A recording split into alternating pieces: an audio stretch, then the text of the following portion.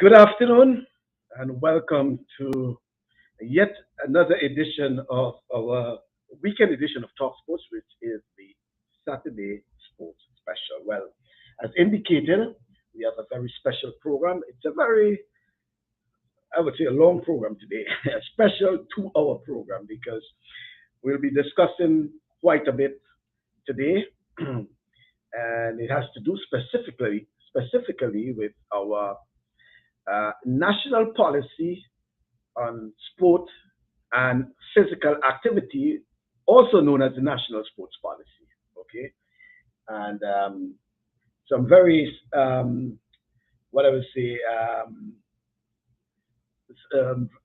very good friends, I should say. Let me put it there because they're laughing. Yeah, very good friend and familiar friends also will join us, and we have in and between folks joining us in and between to give us their take on it. But the national sports policy, as it is, was a document that was actually around for uh, more than, well, yeah, 10 years now, because we in 2022. So yes, it's about 11, 12 years now, and it went through all sorts of national consultations all over the island, including Carriacou and Pidi Martinique back then, tabled and passed in Parliament at the time. But for some reason, it was never really implemented, I should say.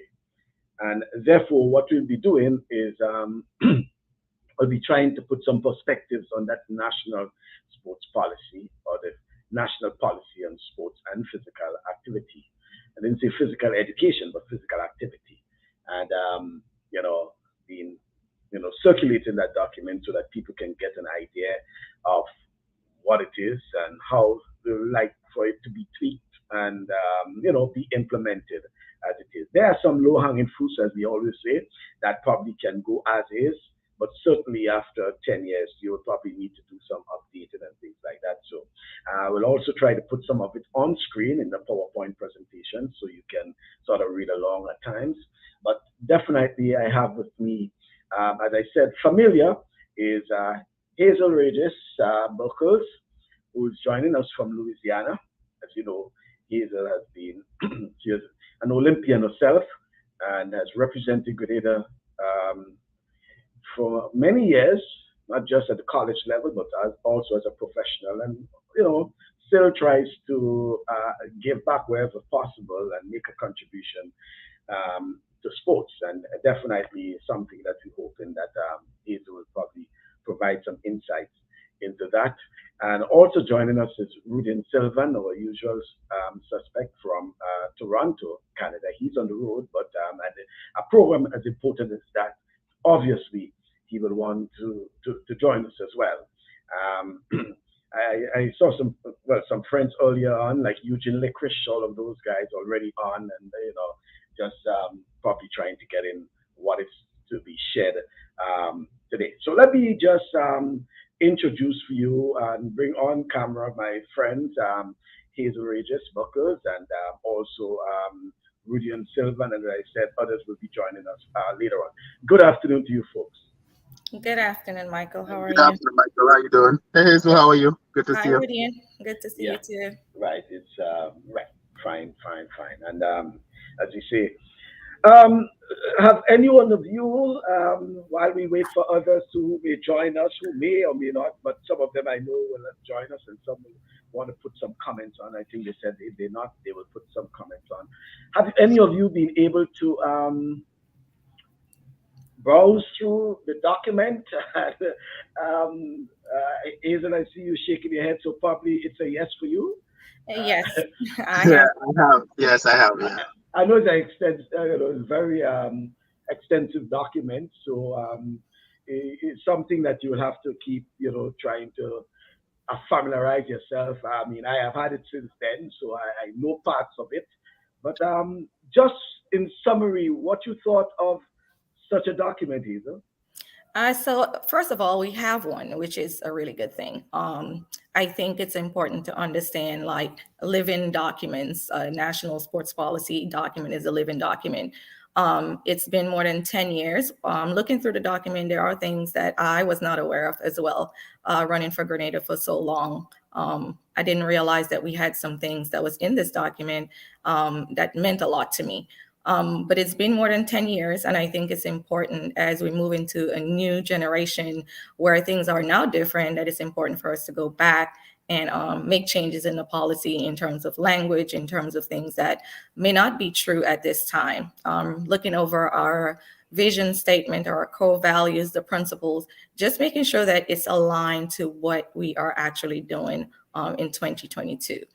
So it was good to see that we have one, but at the same time, knowing that it is really outdated. And most definitely, when I went through it, I actually was quite pleased with what I seen. Like I've never seen the sports policy, and I was quite impressed. But we're in a new time now where the language have to change for sure. Some things had to, and I like the policy. I actually did, to tell you the truth. I kind of surprised myself. I actually went back through it again last night, and I did like the policy. But we're in a different time now. Language have to change. Things have to change. I think the timeline have to change. That's my biggest concern, is the timeline. I think 10 years is too long. A lot of things happen in between that time, but I will explain what I think should go, what the time should be, in my opinion, moving forward. Well, yes, as agreed that definitely a lot has taken place since then. Um, but I think what is important, as you know, both of you clearly stated, is that there is a document, there is a policy, there is a foundation at least, and it's just something that we can work on. It's sort of a bit disheartening that we didn't have the opportunity to have that implemented so that I believe to an extent there's a generation who have missed out, you know, because when you go through it and you see things like the incentives and, you know, a lot of things that I believe that could have helped in guiding sportsmen, sportswomen, and by the way, there's even for administrators and for coaches, and the whole idea of, you know, resuscitating, reviving sports, especially at the community level. You know, that's an important aspect of it. Not forgetting that there's also the aspect of the elite, right? So I think it caters for, you know, the various stages of sports in itself, physical education, physical activity, as we would say, as well. Okay, and then there's also aspects of it that people may not have noticed, or well, I shouldn't say noticed of, but thought of issue regarding anti-doping, you know, Yes. in the sports policy. You know, I thought it was very thoughtful of them to include an aspect of it regarding the whole aspect of education and anti-doping and things like that. So in in a way, I would think it covers, you know, quite a bit. Okay, but as you say, it's probably time to go through it and do some updating and things like that. My hope is that the new government will see it fit to put, even if it's a committee in place, to see where they can do the updating and things. But there's no reason why aspects of the sports policy cannot be implemented, especially the low-hanging fruits. There are certain things in it, like the whole issue of the establishment of the National Sports Council, the Parish Sports Council, because by the way, St. John, for example, the parish of St. John, there is an existing Parish Sports Council, you know. Yeah, they have been in existence for many years, okay? And so it's just a matter of the other parishes just doing a carbon copy to an extent of what it is you folks in St. John have been doing and getting things going. Hazel? So I think it's also, when I look at it, and I'm not making assumptions, but it's very important when you have such document to make sure that it's transparent to everyone. So if it hasn't been done before, as a former athlete, I would love to have given like a presentation, an overview for what that policy entails, what does it actually means. So if those things are not happening, it needs to happen, because I think elite athletes, even athletes on the younger level, needs to know about this policy and understand what it actually means. I also agree that it's important to have it on a parish level, but it also needs to mimic what is our overarching vision and goal when it comes to athletics in Grenada and physical activities. So everyone is kind of on the same page. While we are in different parishes, we all are representing Grenada at some point on some level. So how we can make sure that we are all like knowing what's going on in terms of the policy. What something that may happen in St. John's may not be the same for St. David's or other parishes, but that does not mean that we can't come together and say, okay, well, this is what's working for us. We're working for you all, and how can we come together at the end of the day to make sure it's mimicking what's on the national level. Yeah,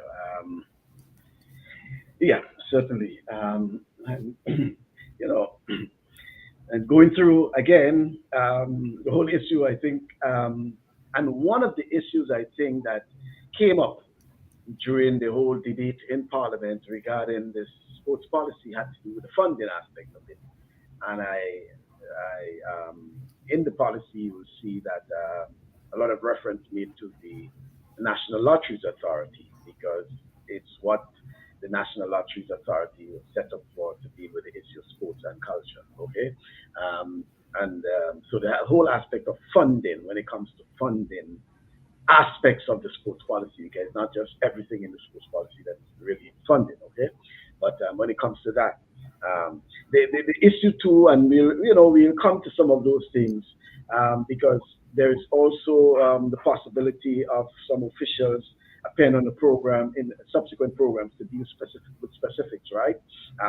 We can just talk about what we like to see, our perspectives, etc., but we'll have those folks who will be coming to say exactly what it is. I think it will be the following Saturday. Okay, so the possibilities that they may be listening, tuning in, and probably taking notes, But the the issue regarding the whole implementation and the funding aspect of it in particular, I know it was sticking points for some folks when it comes to implementing the funding aspect of it and worrying about whether or not it will be sustainable, etc. But when you look at it in the Caribbean, and folks may not be aware of that, Grenada was one of the few countries in the Caribbean at the time with a national sports policy. Actually, a document, right? But a national sports. Since then, I think one or two countries may have come around with their national sports policy. As a matter of fact, I recall that there was, when Grenada completed their aspect of it, even before trying to implement it, there were one or two folks from one of the islands, I wonder if it's St. Lucia or whatever, who made contact with Grenada regarding their sports policy. So they basically wanted to have an idea of how Grenada did its sports policy and, these sort of things. But, some countries may just do a sports policy, pass it in Parliament, and that's it. In the case of Grenada, there were the consultations, meeting with, stakeholders, etc. Speaking of stakeholders, I want to put here on the table the lack of commitment, the lack of, interest and enthusiasm by national sports associations, because you cannot tell me that you have a sports policy. And when you look at the sports policy, the things you've seen in the sports policy, which are beneficial to your constituents, to the sportsmen and sportswomen. So whether it's football, whether it's cricket, whether it's basketball, whatever, if I am in a national association, I'll be pushing for implementation. I'll be asking, what is the delay? Why can't it be implemented? And I found it a bit embarrassing and frustrating at times when at some point I was like the Lone Ranger talking about a sports policy for years and asking, executives, administrators of the national associations, and in some instances they will reply and tell me, no, they don't know anything about the sports policy. And some will say, yes, I know, but what, But here is the thing. If you don't know and you hear there's one, why don't you find out? Why don't you inquire? Why don't you try to, and I'm saying there is a sports policy, and don't you know what you're telling me about the can be answered through the national sports policy. And there was just a lack of interest by administrators over the years, sports administrators over the years, to get a sports policy implemented, to put pressure on the authorities to implement the sports policy, a sports policy that will benefit your association, that will benefit the sportsmen and sportswomen from the association. Because there you are complaining, and you're complaining that government lack of interest, government this, government that. But there's a sports policy. And if you implement it, it will solve some of your problems, you know. I thought, that to me was a part of it that I could not understand. And I was very, very frustrated at times with our sports administrators when it comes to that, because I think they should be guiding our sportsmen and women. If it's one person that should know it, should be our administrators. Then they can pass on the information to the sportsmen and sportswomen. I don't know what you thought about it when you're reading it, both Hazel and Rudian, and realizing how associations could benefit. I don't know what was your thinking about how this could have missed some of these national associations. So I think there is will and skill. There's also in the policy where it talks about a sports council, but not really entailing like who are the sports council members, what are the actual responsibilities in terms of engaging. So I think, and again, I'm not making assumptions. If it's happening, it's important for people to let us know that it's happening. But again, having a sports council, having people on the team who can really and truly execute your mission and vision is very, very important. You cannot have a document that is not being implemented with fidelity. And if it's not being implemented, we have to ask the question why it's not being implemented. And we have to go back to the drawing board and actually say, okay, here are some things that we need to do in order to make this a living document. So again, there are questions behind it. And I think those questions need to be answered so that we can move forward with something that is more meaningful, so that we can engage our younger athletes across the nation. I also think most of it too is that to me, the most disappointing part of it is people don't know there is a sports policy, and what is the sports policy. And a lot of organizations out there who can benefit from the sports policy don't even know that there is a sports policy. And again, like I said, what is in it. So that failure falls on organization, it falls on individuals as well. So most of the time we're always saying the sports administration is not doing this and they're not doing this, but there's a policy.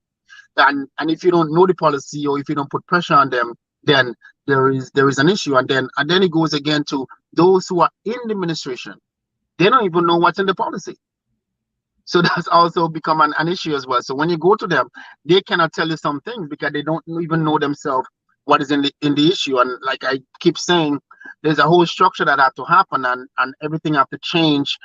Not necessarily what's in the sports policy, but how we go about utilizing the sports policy. How do we go about saying what can benefit us in the community, what can benefit us on the national level?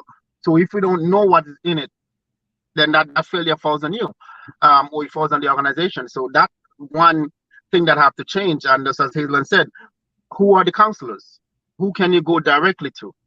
Because there was no names attached to those, so we don't even know who to call and speak to the specific person and get an answer. And so that part of it in this policy have to change. We need to know who you have to contact, who you need to talk to, and it should be a breakdown. And in time to come, that is one of the change that really need to happen. Who we need to contact, what is going on, what the policy, how can I benefit from it, and they have to put it out there, because a lot of people, one, don't know there is a policy in Grenada in sports. And two, those who know there's a policy don't know what the policy is. I have a conversation with several people before in the past short time when you send me the policy, and I call and I ask. At least 10 people in Grenada who play sports have no idea what the policy is, and that's disappointing. Yeah. Well, I'm glad you mentioned that, and that is why I brought the issue regarding the national association, because it should have been their duty, to take that sports policy and to make it the interim Bible for sports for um, you know for Grenada, where they can put pressure on the authorities regarding the implementation of the sports policy. And the sports policy has been around, as we say, for more than a decade. Okay, now let's just look at this aspect there in the bottom of the slide number 5, which if you have your policy, which basically give the rationale, which I thought very important indeed. The national sports policy is based on the conviction that Grenada can capitalize on an increase and capitalize on and increase the benefits to be derived from sports by implementing relevant structures and mechanisms to build and enhance the manner in which sports and sporting events are organized and implemented. The rationale, full stop. I mean, you can't go wrong with something like that. It gives you the basis for why you believe that there should be a national sports policy.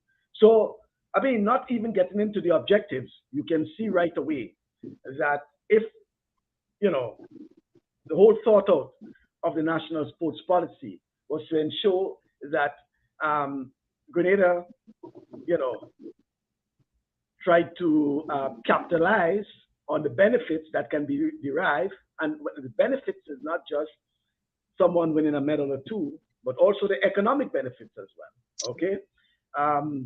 Of people participating in sports and physical activity too in the context of the young ones as well, getting into physical activity that with the hope that they may get into sports, and with the hope later on that they can use sports as a vehicle for, their economic output, okay? Because it's not everyone will want to be a doctor or a lawyer. You can be a professional athlete. I mean, of course, Hazel, I hope you will be able to come in and speak on that aspect of it. The benefits of being, you can be a professional athlete, okay? And the professional athlete, and by the way, when we say athlete, we're not just speaking about athletics, because you can be a footballer, you can be a cricketer, and I'm certain that people know that through sports, especially at the professional level, you can live, for some of them, you can live a decent life, okay? It's a decent living. Sports is big money now, and therefore we should take it serious. Hazel? So I definitely agree when it comes to making sure like we think of it on a professional level. It's different now, Michael. Like you can actually make a lot of money now. I was even telling someone the other day, when are we going to start having NIL deals for track and field, right? Because now you have NIL deals for football and people are actually making good money out of the sports right now. There are a lot of things that, you go back and you wish like, oh, I wish I had that opportunity, or I wish this was in place when I was running track. But I think for all of our sportsmen and women, we are in the day and age where we seriously need to look at how can we use our former athletes, current athletes, create a team, put a team together that's not only looking at the athletic side of how we can help, but also the health side as well. A lot of our kids are involved in sports, but what do they actually know about the sports? What do they know about the benefits of the sports? How are we having conversations around not just saying, okay, because we have a track meets and this group of student athletes are involved in it, that we should tell them that there are scholarships out there. But how are we doing that on a community level? How are our kids in our community know about the opportunities that they have in terms of getting an education, whether it means at home, abroad? What are the benefits of becoming a professional athlete? What does it take to become a professional athlete? I think those are all conversations. And when I look at the national policy, again, looking at the things that we're stating in there, but I'm also not seeing like a strategic plan and strategic timeline for those things to happen. You can't have a policy without having like a strategic way of doing those things. And most definitely, but Hazelin, there is NIL deal now for track and field. So that is a good. It wasn't in our time. Would have been nice. But certainly, it's not only on the financial part. It's also on the educated part too. Just also letting them know that there is opportunity for scholarships. There is opportunity to further your education too, which is something that should be in the policy as well. Letting them know that there are opportunities there.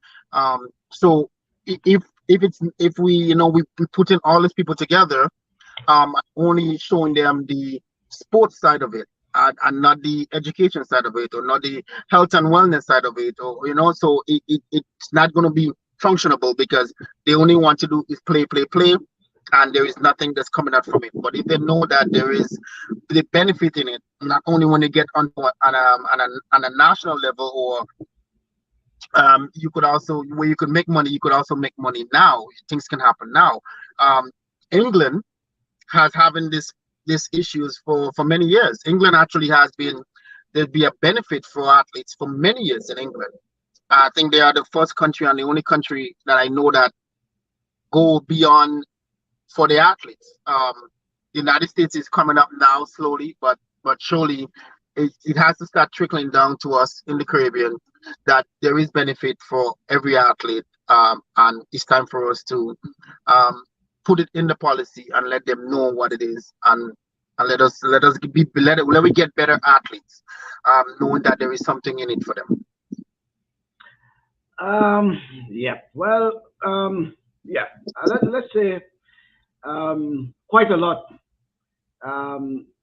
a thought should be given into the sports policy, especially when it comes now to the aspect of if we want to say the full implementation. Even though you may want to do it in phases in terms of the whole implementation of it, okay? Let me just get some comments there. I strongly believe Grenada needs to get extremely professional and put things in place to protect our sports people. This has been going on for many years now, since I was a little boy.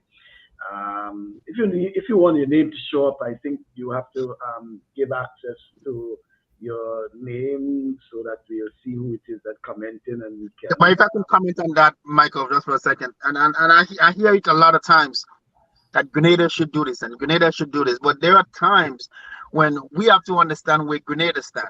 Yes, we want our athletes to get professional, but we also want to understand where we at on budget, and so that is a key thing too, and that's something that where the ministry have to come in out and let us know where they at in terms of a budget, because yes, we can say it's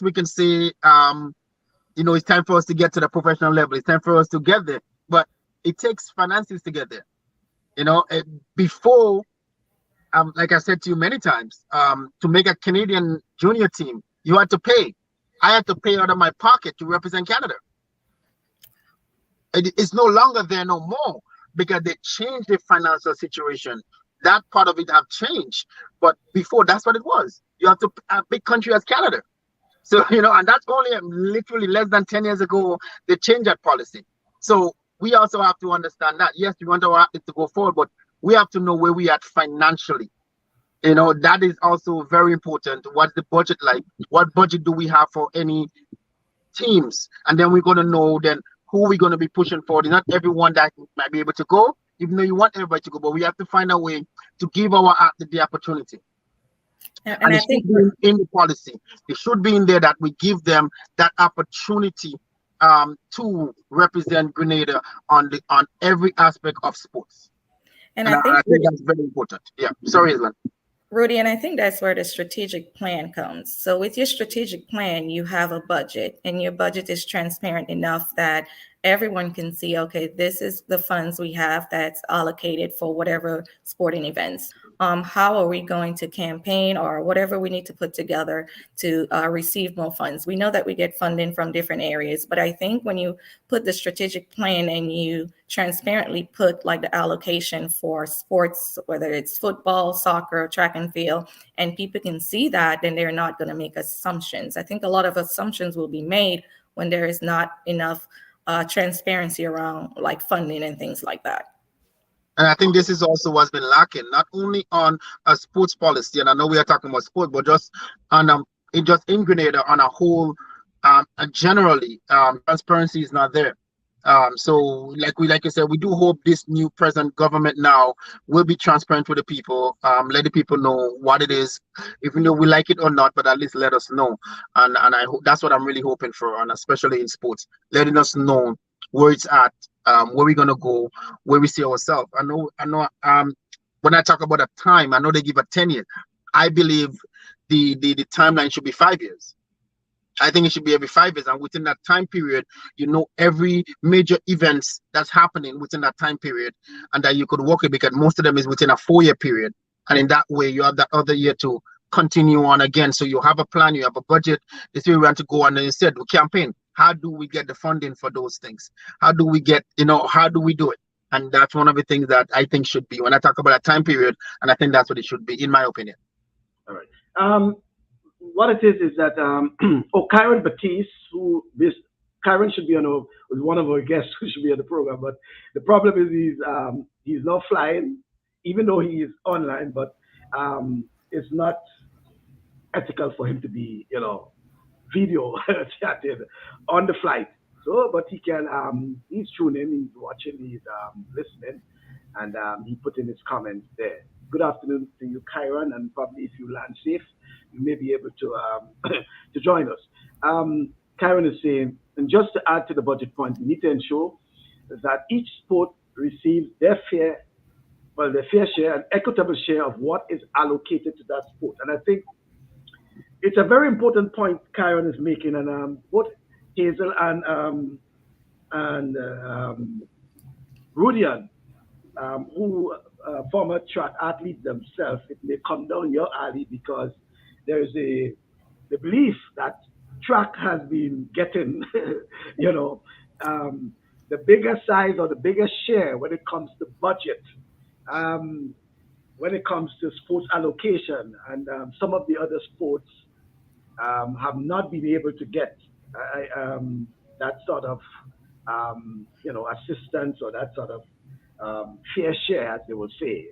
So I know Kyron, as a former basketballer, might be speaking from that, because basketball always thought that they were, they did not receive what they deserve, and by extension, there were a number of basketball players who went on to colleges, just as the track athletes themselves went on to colleges, did very well. Some went into semi and professional basketball, albeit not the NBA, right? But they played semi and professional basketball, and which was elite to that extent. They made lots of money, and they thought that there wasn't enough given to basketball, even at this time, which, by the way, is a point that will come up probably in the second hour, and it has to do with an indoor facility, something we'll talk about, and how it can benefit sports in a whole in Grenada, considering the sort of climate conditions we do have, and the weather pattern, I should say, that we do have. Whether an indoor facility is something that should also be considered. Okay, Michael, and can I speak on that a little bit as well? Because I love that Kyron brought up the equity part. So when you think of equity, it's not giving everybody the same thing. Equity is about giving people what they need based on where they're at. Probably what they deserve. And what they deserve. So I definitely agree. Again, that comes back to transparency around budget. Again, so if we have football players, basketball players, cricketers, track and field athletes, again, if we can visibly see like who the numbers, like how many people we have on the basketball, how many people we have for football, track, and how is the money being, not just money and resources being allocated to each of the sports, then it would give you a better understanding. Because again, we want to make sure that each sport is getting what they truly deserve in order for them to be their best. It can't be give it to one group and not give it to the other. Like, how are we looking, how are we assessing each group to see what the needs are, and making sure that the funding, again, is equitable? And not just looking at what are we saying in terms of looking at the sports itself on a national level, but also looking at it from a parish to parish. Like, I remember when I was back in school, it was the country versus tongue, right? Country people got less, tongue people got more. That was the perception. So again, how are we making sure that's not the perception in 2022? It still is. And also people like even just wait, Rudian. yeah. But people like you, Hazel, and Rudian, and others who have excelled in track and things, I guess as much with that perception would have sort of rebalanced things to show that it's not so much about tongue and country, right? And that even though there may be that perception, that you all could show that even if we are from the outer parishes, as they would say, and the perception is that we do get less, that you can see that, you do give more, in terms of your output, because you people were able to excel, you people made national teams, made Grenada proud, and made Grenadians proud, I should say. Okay. Rudian? Yeah, but at the same time too, we also got to look at it in the sense of the planning. So a budget will come based on a planning. And if I'm using track and field, if track and field planning has more international event, then you're looking at it will be more funded. If netball have one or two international events, then that budget for that. So we also got to look at it as the planning too for that timeline. That's how I go back to the timeline again. That the policy should be within a certain timeline based on what happening within the next 3 years, within the next 4 years, and that way we know the budget for every individual sports that's happening. So that's why it comes with, not necessarily because track and field might get X amount. Track and field is going farther distance than another sport. Track and field might be doing more. Track and field might have more athletes. So that also to me is a big difference though. All right, folks, I know we'll have to do a lot of catching up because the comments are coming in and we have to go through our document. So Brandon is saying that relationship is more important than tangible things. I think the people who hold the power is not building international and national relation. Lee Coffee, quite a bit. Let me see if I can get much of what Lee is saying. As it relates to the point of budget, okay, for solid sports plan, this is where the ministry has to take an active role. The way emphasis is being placed in other sectors, the same approach can be taken in sports because the economic spill-offs can be fruitful. The ministry needs to integrate all the sports clubs along with the private sectors and others who want to see sports move forward. We also need transparency where that is concerned. Now, I want to say a couple of things about that. While I agree in principle with what you're saying, Lee. First, when we talk about sports clubs, we want to ensure that there are genuine sports clubs, okay? There must be sports clubs. If you want transparency, as you say, we also need transparency. Therefore, one of the things that you can do is ensure that clubs have proper structures in place, okay, where you know that you're transparent, you're above board, okay? And it's not so much about operating a team, but operating a club, and a club with a proper structure. Whether you want to call it the chairman of the club or the president of the club or the CEO of the club or whatever, but there's a structure in place, okay? You have proper accounting and all these sorts of things, because what you're doing too is not, you also empowering the people who are part of your clubs, and in terms of preparing them for leadership positions. So whether it's at the national level, whether it's at the regional level, because what we see sometimes is that people get elected to sports organizations, national associations, and they have little or no experience at that level, okay? Because they would have gone into a meeting and probably the loud talker, the one who gives the most trouble, the one who probably asks the most questions, somebody just believes that he should be a good president, he should be a good member of the executive and such. But what we need is from that ground level, developing, your ability to govern, your ability to lead, and things like that. So, and I think that is what is so much important in getting to that level. Another thing you spoke about there is about the ministry, and I want to say, and we will get closer to that, because part of the sports policy has to do with the reorganizing of the Ministry of Sports. I don't know if you folks got to that aspect of it. the reorganizing of the Ministry of Sports, because what they thought at one point in time is that we have so many of these coaches who just sit in an office in the Ministry of Sports day after day, okay? And what they thought at the time is that their business should really be out there coaching. If you are a coach, you should be coaching. So why not send them in the communities or the schools and, you know, assist in coaching instead of just sitting behind a desk in the Ministry of Sports, you know? So the whole reorganizing of the Ministry of Sports was critical in terms of the sports policy.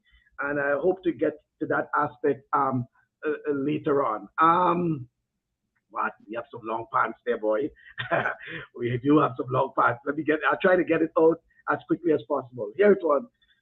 Yes, we know the money was a problem, but countries are offering Grenadian athletes scholarships now because of coaches' investment of just time on these athletes are performing at top regional. But some big hens are sitting in nests where those information comes and says nothing because maybe they have a club and don't have an athlete in the club that may make the required time or distance, but will say nothing to other clubs, just keeping it on a hush-hush. So now I understand why they're speaking about the whole issue of transparency, and I think it's an important aspect dealing with transparency.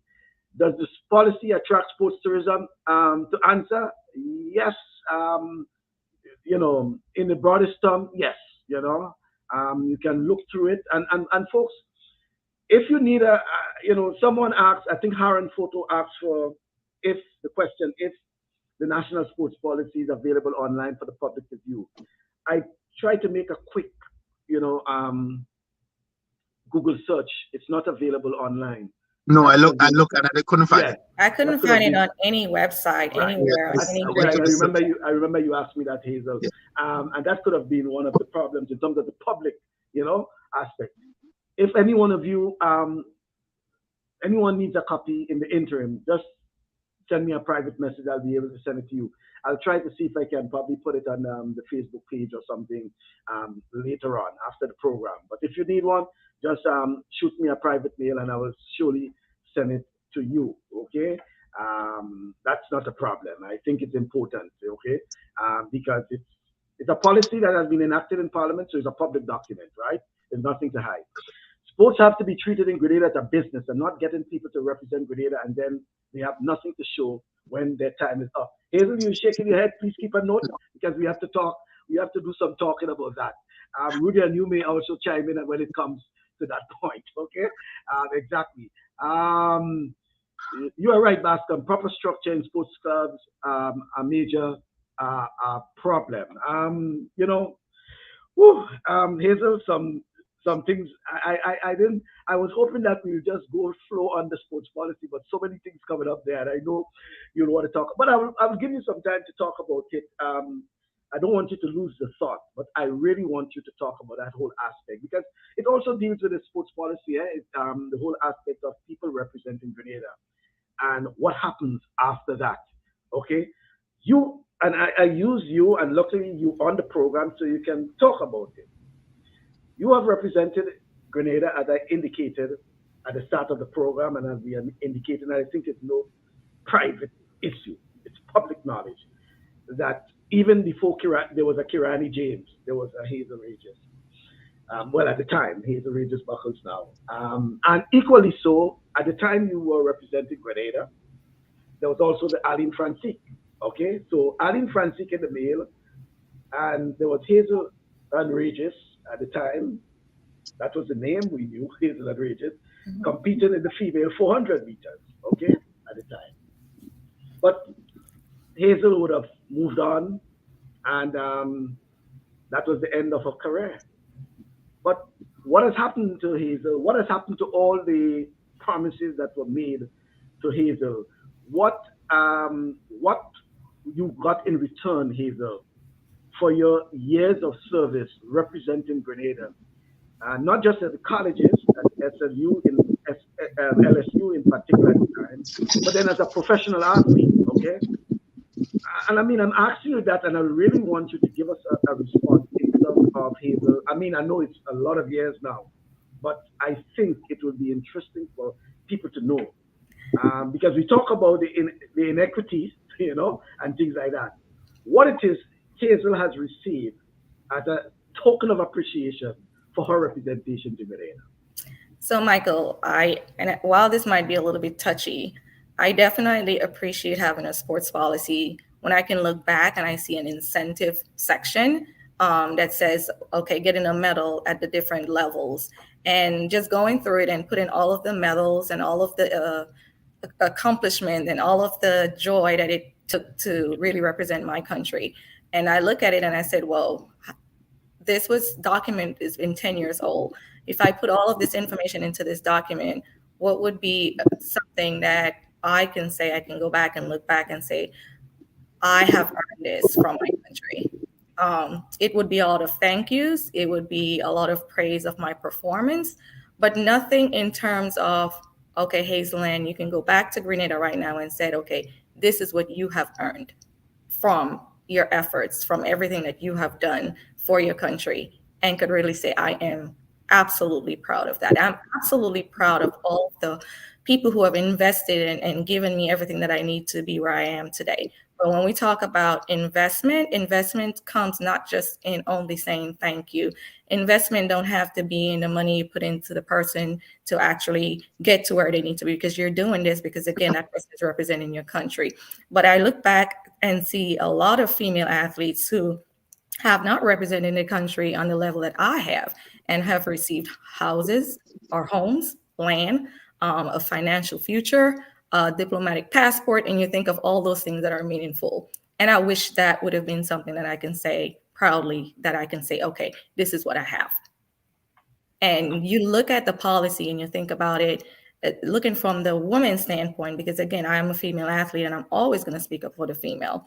How are we looking at the talent in terms of gender as well? And when we think about the female athletes' performance, the work that they're doing, how are we going back and say, okay, this is something that's meaningful to all athletes that have performed at a national level? And I'm not just speaking just for myself. You had athletes such as Nisha Bernard Thomas.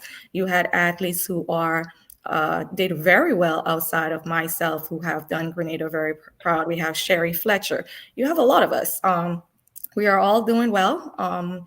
And we think of it as, okay, how can we make sure that this is not something that's continuing in the future? How can we make sure that we are standing up and saying, hey, we have those policies. While we may be a small island, that does not mean that we don't invest in our student athletes, in our athletes. And when I said invest, not talking about what you gave us in order to be where we at, because again, it was done, it had to be done in order for Grenada to get what Grenada needs as well.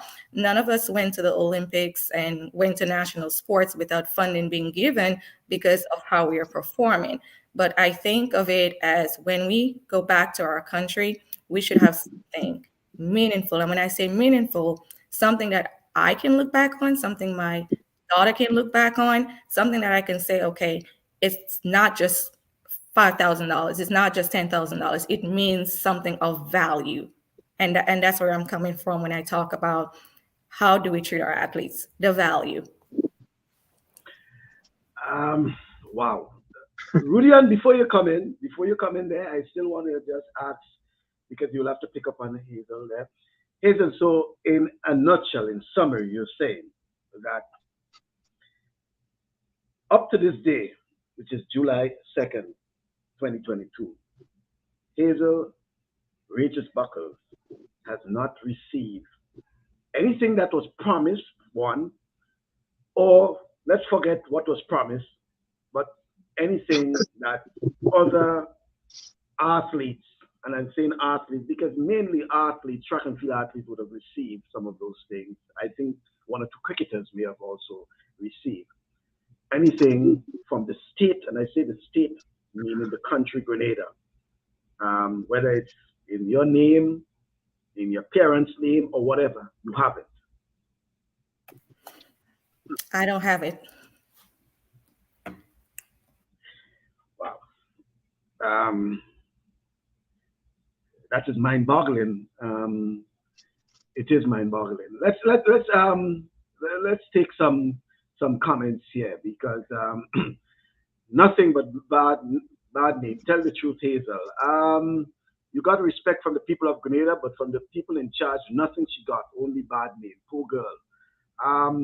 says, I went GBSS and Sharon St. David's Catholic Secondary School when Hazel took to the track in school and out of school. And the culture of legacy, are we going to build it?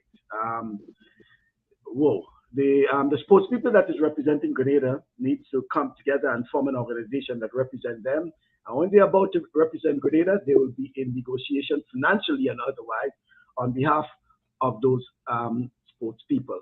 Well, I know Hazel was thinking, some time ago, we were thinking of getting the former sports men and women to come together and to form some sort of organization, especially most of them who are in the diaspora, to see how we can assist, something we can still talk about. But I know Hazel, this one is, we spoke to an extent to that before, but never how you came across with it. But let me put it over to Rudian, so while Hazel can compose herself. Hey, Rudian?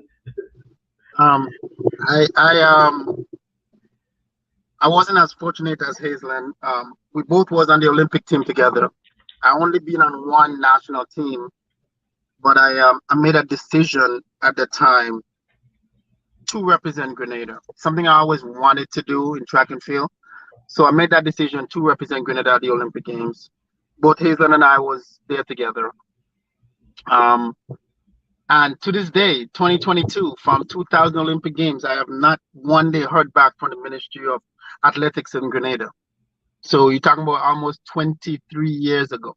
And to this day, I never heard back from them. I never heard anything from them after that. I benefit, not great, but I benefit well from going to the Olympics. Being sponsored by Nike, and I'm still are, but I use my sponsorship now for some of the games that I host now, high school track and field meet that I host. So I tied in to get merchandise for that. So I benefited. The name going to the Olympics, I benefit from that. But in terms of anything from Grenada or even hearing from them, nothing whatsoever. And it's not that I need my name to be out there. A lot of people in Grenada don't know that I went to the Olympics. And I think it's something important, being a small island that we are, being that community that I believe that we are. And I think that's something that all athletes, especially, go as far as track and field. Track and field do not go beyond the Olympic Games. In the past 2 Olympics, Canada start giving money, because I'm here in Canada, start giving money to the athletes, and a lot of countries start tapping into that. Prior to that, there was nothing.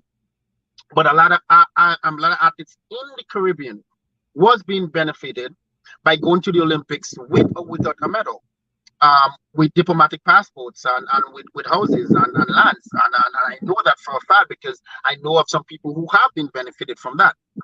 So I know what it feels like to see how, especially female athletes.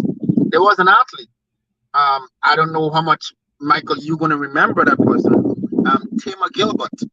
And Tamar Gilbert, to me, Hazelin, I love you very much, but Tamar Gilbert, before Hazelin, was one of the best female athletes in Grenada. Because she do the 1, the 2, and the 4, and she was that good. She was in the same time as Sabrina Wildman, and nothing happened for Tamar. Absolutely nothing happened for Tamar. She had a lot of records at the intercol level, and absolutely nothing happened for her. How do we change that moving forward? How do we treat our athletes, past and present athletes, moving forward? The only person who have benefited from that, yes, with a medal, is Kirani James. He's the only one that fully benefited from that by getting stuff. And the amount that he gets is not the fault of Kirani, but the amount that he gets and everything that he gets and everything that they put his name on. What do you have for the next athlete? What do you have for the next person? That's just how I look at it, because everything goes to one person. What do you have for the next? And it's not to his fault. They give it to you, man, take it. It's not to your fault. But I truly know the feeling, because I do sit back. Man, I had conversation on several times with people. My opportunity for Grenada going to Olympics allow me to do meetings with young people, to meet with them, to do speeches. I get that opportunity to do that because I'm here in Canada. A lot of these sports people and them out here know who I am. I am part of the organization of the high school track and field of the whole of Ontario here in Canada. That benefit me, and that come because I went to the Olympics. But in terms of being a Grenadian and say I am proud of representing Grenada, I am. But in terms of getting anything or being recognized, that is a disappointment to the core.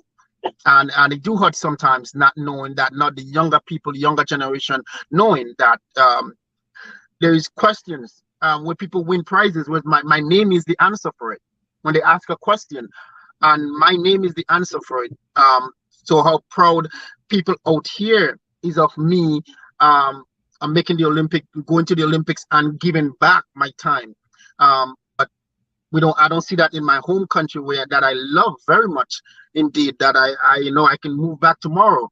I don't feel that love in there. So Islam, I know your feeling. I know what it's like, and I had conversation about you with people about how you've been treated, and not only you, Nisha Bernard. She's she's from my parish, and I know her very well. How other athletes has been treated, going back from the days of Tim McGill. But I'm going far back. I'm going far back to my father, who was one of the best sprinter in the OECS at the time, was treated that bad. So we're not talking about just now. We're talking about years of bad treatment to people. And yes, it have to do with the country and the town.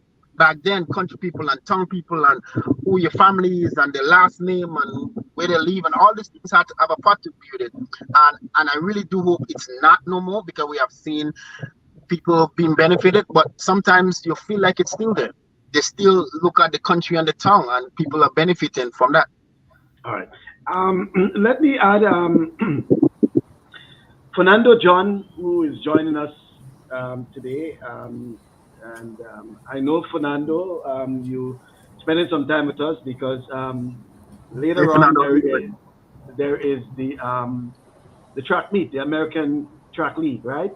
And Nazio will be competing in both the 100 and the 200 meters. Okay. So Fernando, thanks for your time. But you have been listening, and I know you said you haven't been able to go through the document as yet. Okay, but you might have been picking up some bits and pieces, I believe, from what the folks have been saying. Your input at this time, Fernando, regarding the sports policy and all that you've been hearing? I was listening to y'all earlier. Good afternoon to everyone. Hazel or Nati, I should say. I know y'all.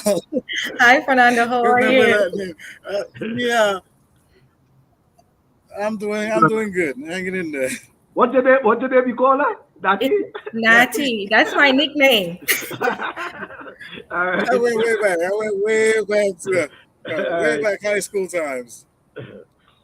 Yeah. Well, I was actually listening to y'all, and my input. I haven't got much. I read through the policy briefly, and one of the things that stood out to me was incentives.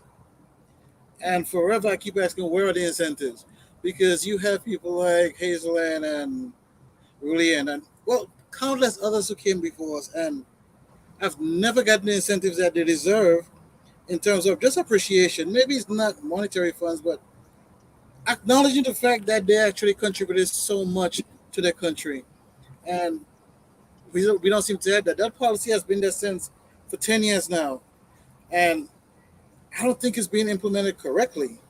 So I hope going forward we can actually start implementing the policy the right way, because if we want to produce world-class athletes, whether it's track and field, swimming, whatever it is, we need to have a structure. The structure is there, but it's not being implemented. So I hope we can start implementing those, policies and structures going forward. And I think it's also really, really important for us to go back and right our wrongs. Again, this is not putting anybody on the spot. This is not about the blame game. This is not about trash talking. This is about simply understanding how former athletes really feel about what's going on in terms of our sports in Grenada, and how can we make sure that we are going in a direction where our future athletes are not questioning those things. All right. So again, I want to make it very clear. This is not about trash talking. This is not about putting anybody down. This is about having a conversation that probably should have happened years ago. We have policies in place. There are living documents. We need to make sure that we are having things in place to make sure that things are being done. And I think all of us who are on here seriously, and those that are not on here, are seriously concerned and want to be part of whatever that execution, whatever that planning is, to make sure that we are seen as a small island, but a powerful enough that can make things happen. No, and you're so right, and I always say that sometimes it's not about. We could have a conversation. I know Fernando and I recently had a little misunderstanding about a comment I made about some particular person, but we had a discussion about it, and he get my point where it was coming from. Because we had a discussion about it. Like I said, we could have this discussion here, talking about sports policy, or even talking about the government, and we could just have a conversation without each other had to be having a feeling to each other. We could have a conversation, because in the end, I am about Grenada. I love Grenada to the core. Like I said, I could move back tomorrow. That's how much I love my place. That's how much I love my country. Like I said, when I make the Olympic team, I had the opportunity to also do for Canada. But I said, no, I want to do Grenada. That was the thing I always tell myself I want to do. But in the end, I would never say it was a mistake, because it's something I promised myself. But you look back and you said, well, not that you want to get anything, but what's the recognition? What, Hazelin, you carry the flag for Grenada at the same Olympic Games you and I was at. I'm in the games and I'm telling you to pinch me, because I'm shocked that I'm actually here in Sydney, Australia, because we are representing our country. We are so proud of that. But here we are today, 20 plus years later, and we're talking about a situation that we've been through. And that shouldn't be. And the athletes are still going through it now, even though it's a little bit better, but they are going through it still today, in this time, in this era that we're living in.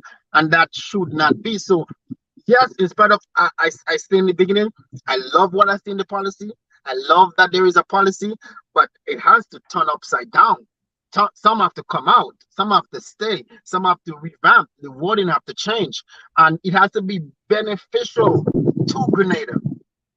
It has to be beneficial to Grenada, and it cannot be beneficial to the sporting bodies. It has to be to Grenadians, and Grenadians all over, not only in Grenada, but Grenadian all over. It has to be beneficial to them, because a lot of Grenadians is questioning, should I represent my country? I have athletes here in Canada who is Grenadian, who questioning, should they represent Grenada? And that should not be. We'll still try to get them to. No, we are. Like I said, you had conversation there. Yeah, we had that. We certainly had that conversation, and we were thinking about, because we've seen where some people were sort of disappointed with how certain things happen and how some people were treated, etc. Josh Boateng, just before you start, if I can say something just before you go, and we're talking about the benefit. Me and you had a conversation about that. I believe, that's me personally, not the whole of Grenada, not you guys on the show, that Grenada, St. Vincent and the Grenadines should never be ahead of Grenada in anything. Well, and that's me personally. Yeah, well, that's you personally. But hold on. We can. Fernando may take objection to that. He may take objection to that. But at the same time, I mean, that's your personal. But I mean, it's nothing. I mean, listen, there's no problem in another country being ahead of that. But because I'm going somewhere with that. I'm going to tell you why. The dynamics, but the dynamics are changing, okay? And yes, probably 10 years ago, it could have been such, because, for example, when Grenada constructed its stadium, its all-purpose stadium, it was one of the first in the OECS. Yeah. Since then, others have such, okay? So I'm saying the dynamics are changing, okay? Yeah, so obviously, others are producing quality athletes, etc. These sort of things. So it's sort of, it may not be so correct or politically correct, I should say, to say that. But Michael, what I'm saying, my point I'm saying is that because of where we've been in terms of where we have been to where we're at now. Instead of moving forward, we're going backwards. So that's what I'm saying in the sense where I have nothing with other countries. Listen, I have an athlete right now who is benefiting. My athlete right now who is going to the Commonwealth Games competing for St. Vincent. And she's going to the Commonwealth Games. He's benefiting. And what I'm saying is that when other countries moving forward, we are not. And that's what I'm trying to say. I understand. And as I said, when I said it shouldn't be ahead, that's what I meant. That I probably worded it wrong, but we're not moving. We just in one place, stagnant. Point taken. And as I said, the dynamics are changing. You know, Fernando certainly was ready to box on you because Fernando has reason why he can box on you. But I mean, I've heard him said that a number of times, and for me, it bothers me when he says that because rather than we focus on what we're doing as a country, you're bringing another country. It has nothing to do with us and their development. No, the point, you can't say that because a couple years ago, the U.S. is one of the biggest in basketball, and Puerto Rico caught them in a tournament and destroyed them. But what did they do? They went back to their own drawing board and they fixed their problem within. So it's a number of times I heard him say St. Vincent shouldn't be ahead of us. No, that's not the point. The point is we should have been doing more than we're doing. Well, I think that is what he said. That is what he said in the end. That to me, I take it as you bringing down another country. I think better words. You need better words. Because you retracted. I see this and I'm thinking, I listened to the Prime Minister earlier and said, the elect Prime Minister, he said, earlier this week he was in Grenville speaking, he said, the people should get back into the communities and develop within from that aspect and hold the government accountable. Let's do that rather than talk about someone else's country. Let's hold our government accountable. Fernando, to his defense, he retracted when he was challenged. Okay. So I give him the benefit of the doubt. He said, I will. Listen, and I'm going to call him after the show, and we're going to have it on. I know, but in honest truth too, and I mean, both of you will understand. I think the point he's making is important in that we are stagnant, okay? And it might have been a bit off balance in terms of bringing a reference or what. But the point is we are stagnant, and what he probably really meant to say is that other countries are leaping ahead of us, okay? It's not, you use St. Vincent as an example, but not just St. Vincent, okay? A lot of other, Grenada, in fact, was a leader in sports in the Windward Islands, the OECS, at all levels. But as you can see, and I keep saying, we stepped away from what made us. We stepped away from what made us successful. Because guys like Hazelland, you had Eugene Liquich before that, Leon DeCoto, Ashton Matsuda. Those guys laid the foundation. Maybe we didn't pick up on it and followed in their footsteps. I don't know where the disconnect came from or where it became more important that one club send 7 people to character rather than send a team that could do Grenada well. I don't know where we had that disconnect, but for some reason, over the years, we have not produced what we should produce, and not because of the lack of talent, because the talent is there. I see it in every intercall. I see the talent. Every Whitsuntizer, I see the talent. But yet, when we go to international meets, those kids are home. This year was a perfect example. We had a kid in the 200 in intercall, ran faster than the 3rd place time at character, but he was at home. Why is that? We're not holding the people that in power accountable for those decisions. And I believe rather if we come together, don't wait on the government to do that. We know the policy, like you said. Let's make sure that they uphold the policy and come together, unite, and get our best athletes out there. No matter if they go and they represent and they may come, we need representation in a lot of meets. And we just need to see all our athletes go there. The netball, for example, defending champions that we couldn't even go to the netball tournament. I thought that was a bad one. Lack of planning. Julian always said, we know every year that certain events is going to be at certain time. Let's start planning. Why do we wait? And that's what I keep saying. I'm saying sometimes we always point a finger at government, right? But as you say, it's just a lack of planning. And sometimes they look towards government at the point in time when they're about to, when everything comes up upon them, Yeah. and then they will say, oh, the government didn't assist, etc., etc. But I think it has to do with a lot of lack of planning. And in addition to that, that is where, if you have proper club structures in place, and I keep saying that we need that, you can hold your associations accountable. Yes, you Because can. it's the association. So whether it's basketball, whether it's volleyball, whether it's football, cricket, you hold the associations accountable, especially if you have proper structures in place. You say, hey, we are running a club, a sporting club, okay, and we are doing our best to ensure, that we give the opportunity to our sportsmen and sportswomen, whatever sport discipline it is. But at the same time, we're not getting that sort of, correlationship from, from the As you mentioned, association, the proper national structure. association. If we know we have a certain tournament come up that we want to represent, let's say St. David, St. Patrick's, wherever, let's come together and put together what we need to bring forth. If you put together a roster, you have a team, you have a plan, you have a structure as to how you're going to compete in those games or that tournament, whatever, and you take it to the association, I really don't think they're going to turn that down because you have a plan, something that you need to implement, and just get it done. It is not that hard within a community for us to come together, bring the best that we have, and put them on display.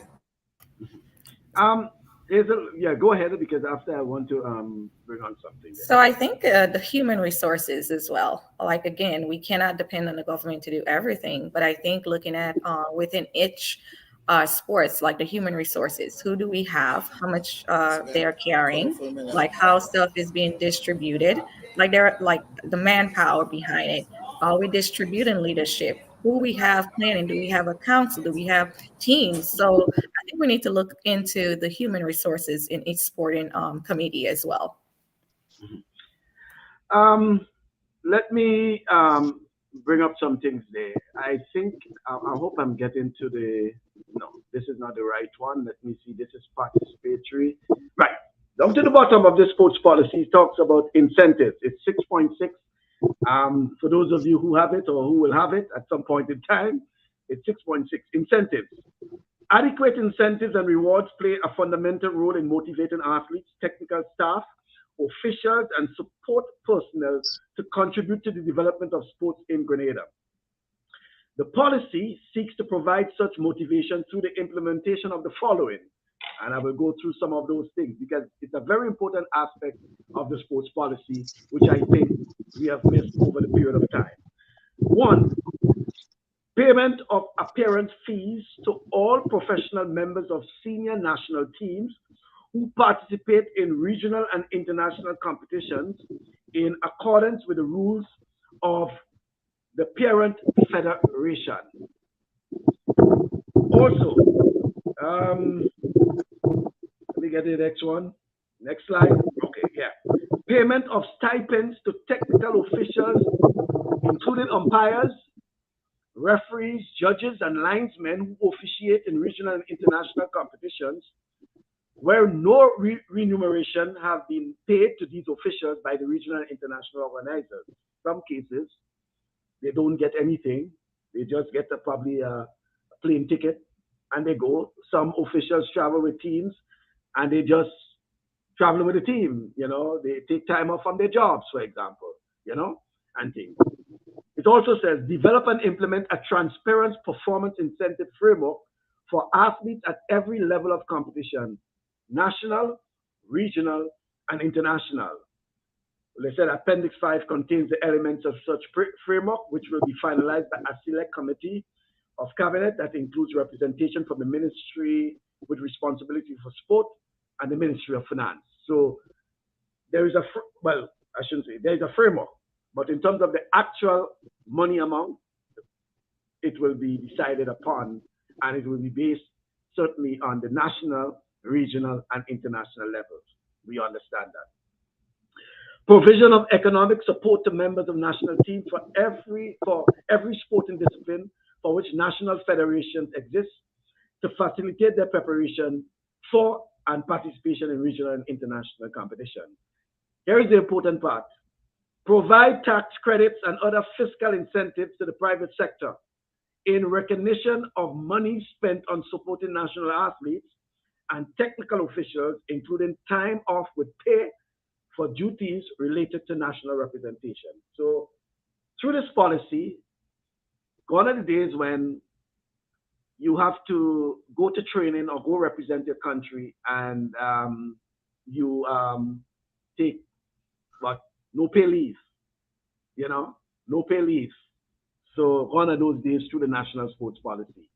What they do through the sports policy, they will provide tax credits for the private sector in particular, because if you're working with government, it's understandable, but through the private sector, yeah, for money spent on supporting the national athletes and technical officials.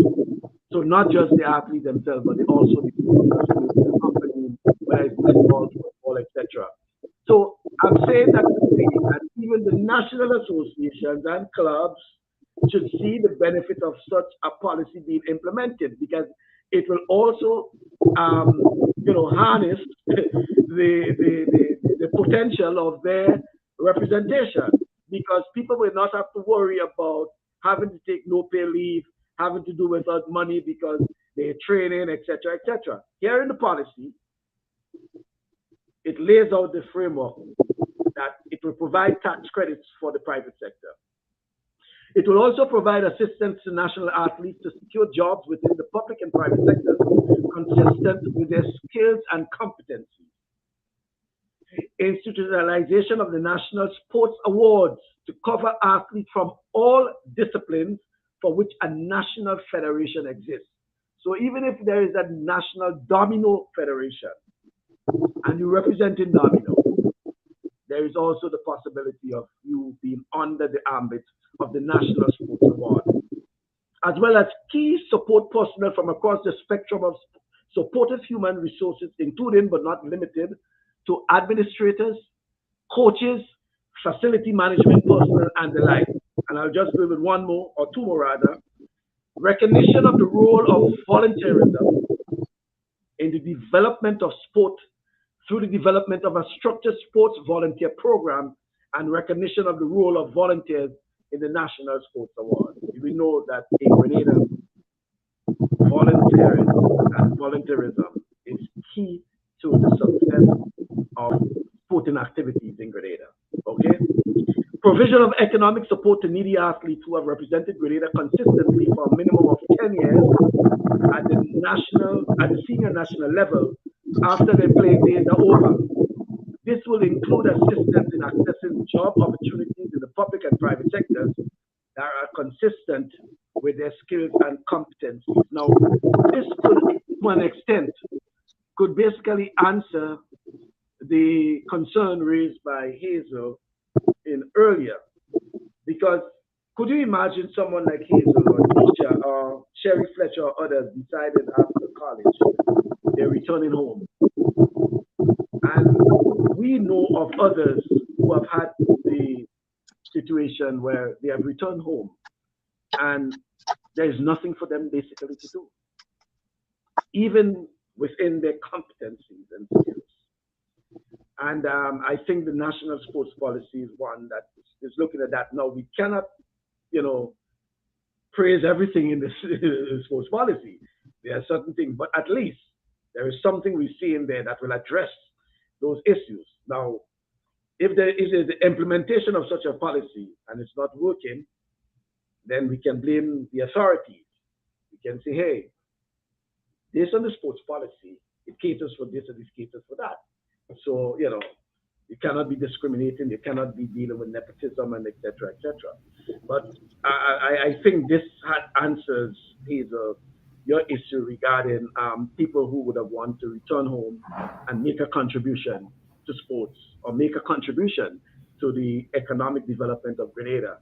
And there's nothing for them to do. So why should they return? And in most cases, we are losing that sort of human capital. Hazel? And please, I don't know about you all, if y'all ready, please remove the word needy. That irked my nerves so No, bad. I think, I saw that word that's needy. why we say that there will be some tweaking that will be necessary.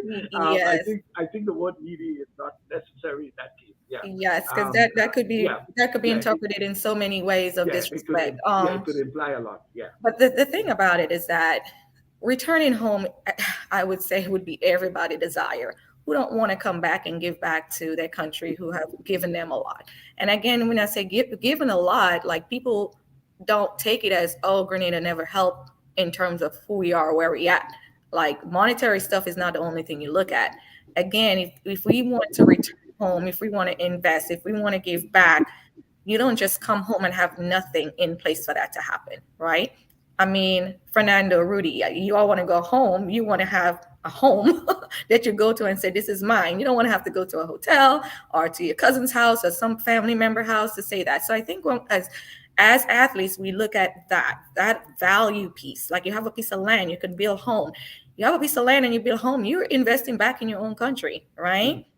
But I'm just thinking of the ways that you can invest, give back, because we are doing things. We all are doing things in our own little world. How can we come together and do it on a bigger level? And that's what I'm looking at the policy, because we have one in place. I also went ahead and looked at policies from Trinidad. I look at policies from St. Kitts and Nevis. Again, I am in the know of athletes who have not even made it to Olympics. And they have things that they can go back home to and say, this is mine. This was given to me for my contribution from my country.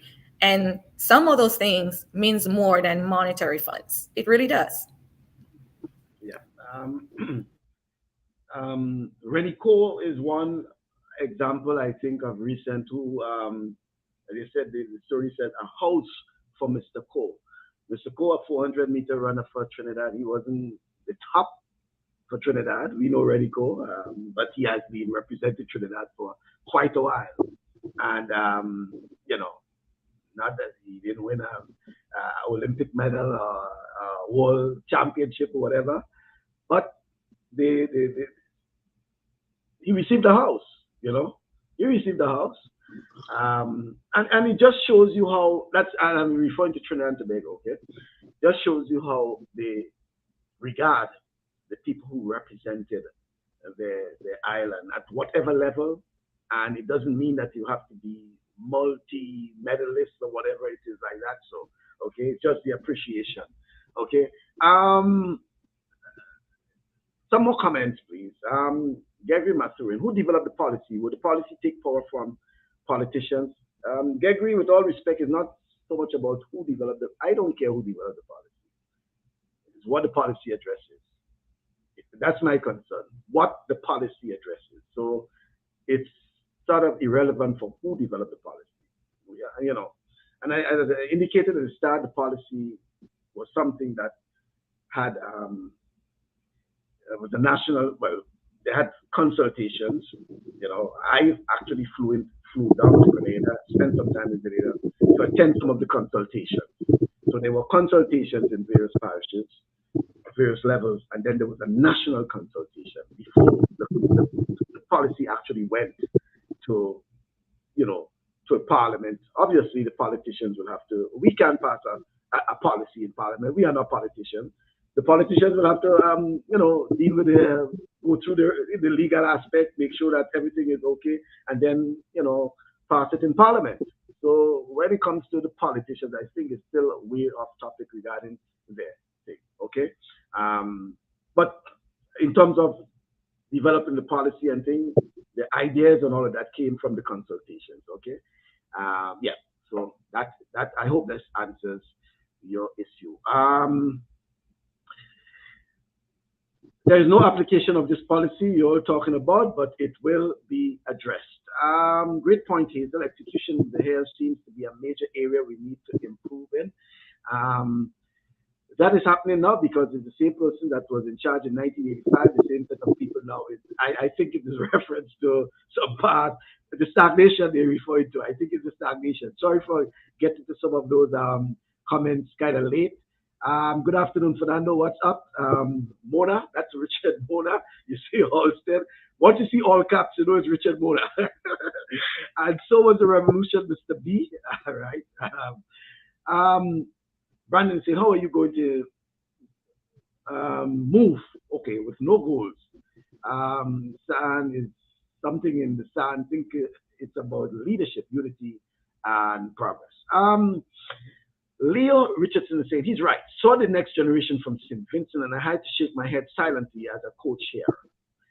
St. Vincent thriving because they are motivated via support. Athletes at home here, in contrast, are frustrated and tired, and many of us coaches are holding on to the sport here by a thread. And I think it's also in reference to what we would have seen in the media regarding the award of the entire Carifta team from St. Vincent and the Grenadines. One, there was personal congratulations from the Prime Minister in terms of they meeting the Prime Minister, talking to the Prime Minister, and then there was this award ceremony for St. Vincent and the Grenadines. Then we saw some other islands.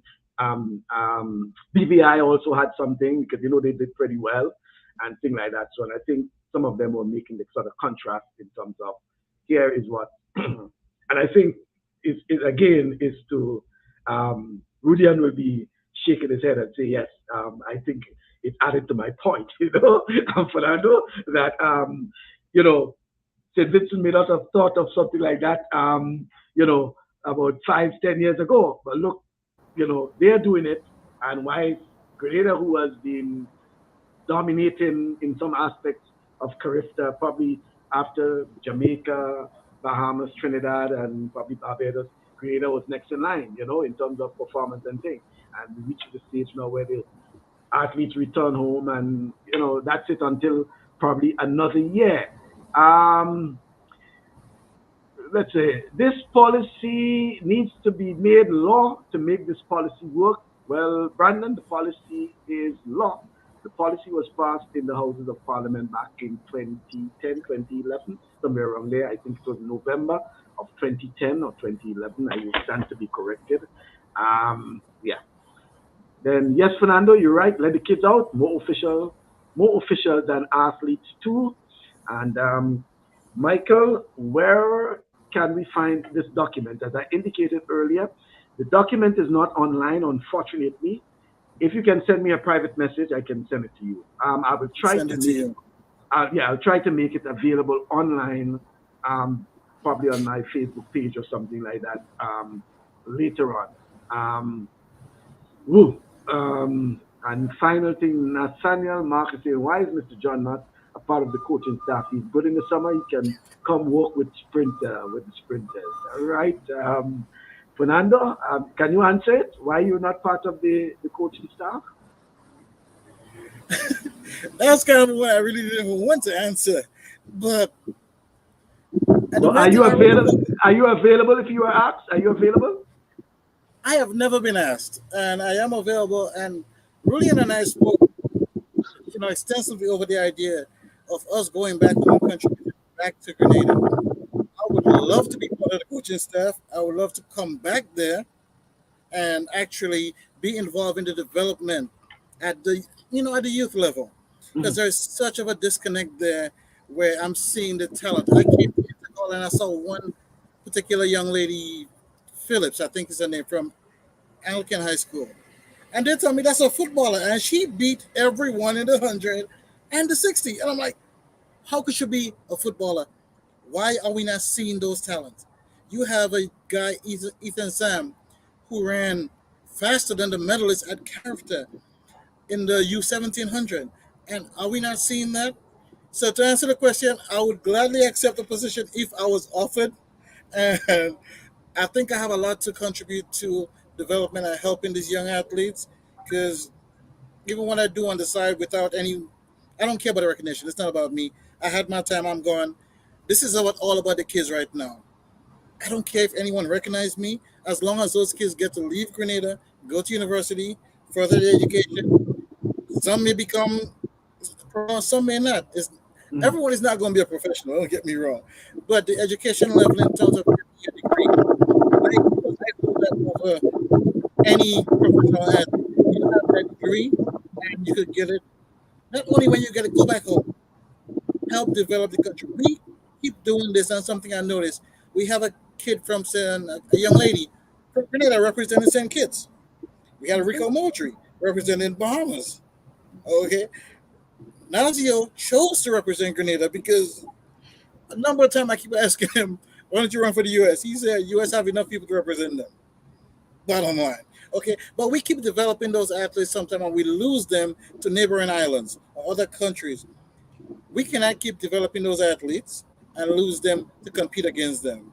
So we need to really focus on what we're doing and get our kids in the forefront because we are immensely talented in a lot of areas, cricket, football, but whatever you want to think. Grenada has the talent.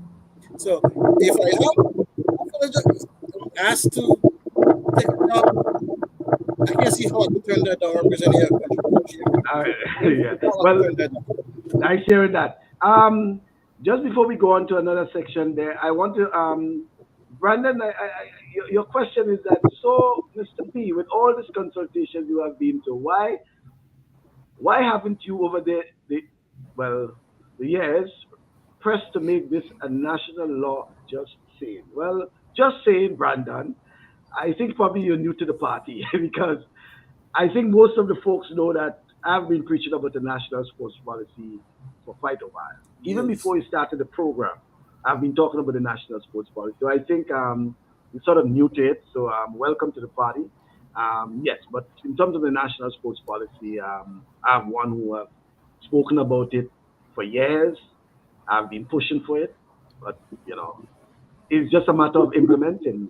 Again, I'm saying it's the law of the land, as we say. It's just a matter of implementing the national sports policy. So I can't implement it. I can talk about it, but I can't implement it. I want to go to one now where both, well, I should say both, where all three of you, to some extent, will have something to say, and it has to do with the whole issue of human resource capacity, which is addressed also in the sports policy, because I mean it's very important, and Hazel, I think you will know because it comes into your area actually. It says in order to fully realize the benefits that can accrue from the implementation of this national sports policy, the development of human resource capacity across a wide range of sport-related disciplines is required. This includes, but is not restricted to, sports administrators, coaches, referees, umpires, judges, psychologists, physiotherapists, nutritionists, sports medicine and rehabilitation personnel, sports media personnel, sports photographers, sports statistics, and sports events promoters. The policy seeks to facilitate the development of this human resource capacity through the implementation of the following: a needs assessment of the human resource capacity needed and the current gaps in expertise being undertaken and used to set targets for human resource development in sport over the next 10 years. Organization of local training workshops in areas of high priority for the purpose of introducing local personnel to the fundamentals of the skills required in the highest priority areas identified by the needs assessment. Utilize the training and development opportunities available through the Olympic Solidarity Movement and other international federations for immediate training and development in those areas where opportunities exist. And also, training for sports-related disciplines be included in the priority list of professions which are eligible for university scholarships. I like the area there where it speaks a lot about not just the sportsmen and sportswomen, but other areas that actually support the support personnel, as we should say, the physiotherapists, the nutritionists, the psychologists, the judges, the umpires, the coaches, sports medicine, even down to the sports media, and I think sometimes, and know that you folks are former athletes yourself, you will understand the importance of these support mechanisms for sports. Starting with you, Hazel. So again, when I looked at it, I focused a lot on the importance of having that, We cannot do this by ourselves. We need all parties listed to form a committee, a council, to help us guide the next steps of what we want this living document. It should be a living document. I think of human capacity as, again, you have will and you have skill. How do you bring a team together that would help not only engage but execute what we want to see for the upcoming years? So it is very important. We have it in the policy, but I don't have somewhere where I can go, who are these people?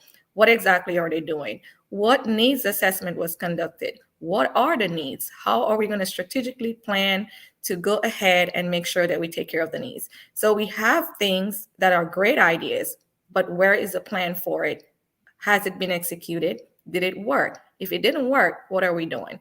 So I love that we have the policy, but I think it's important for us to understand what's going on within that policy. Did it actually happen? Is it working? If not, what are our plans to make sure that it is?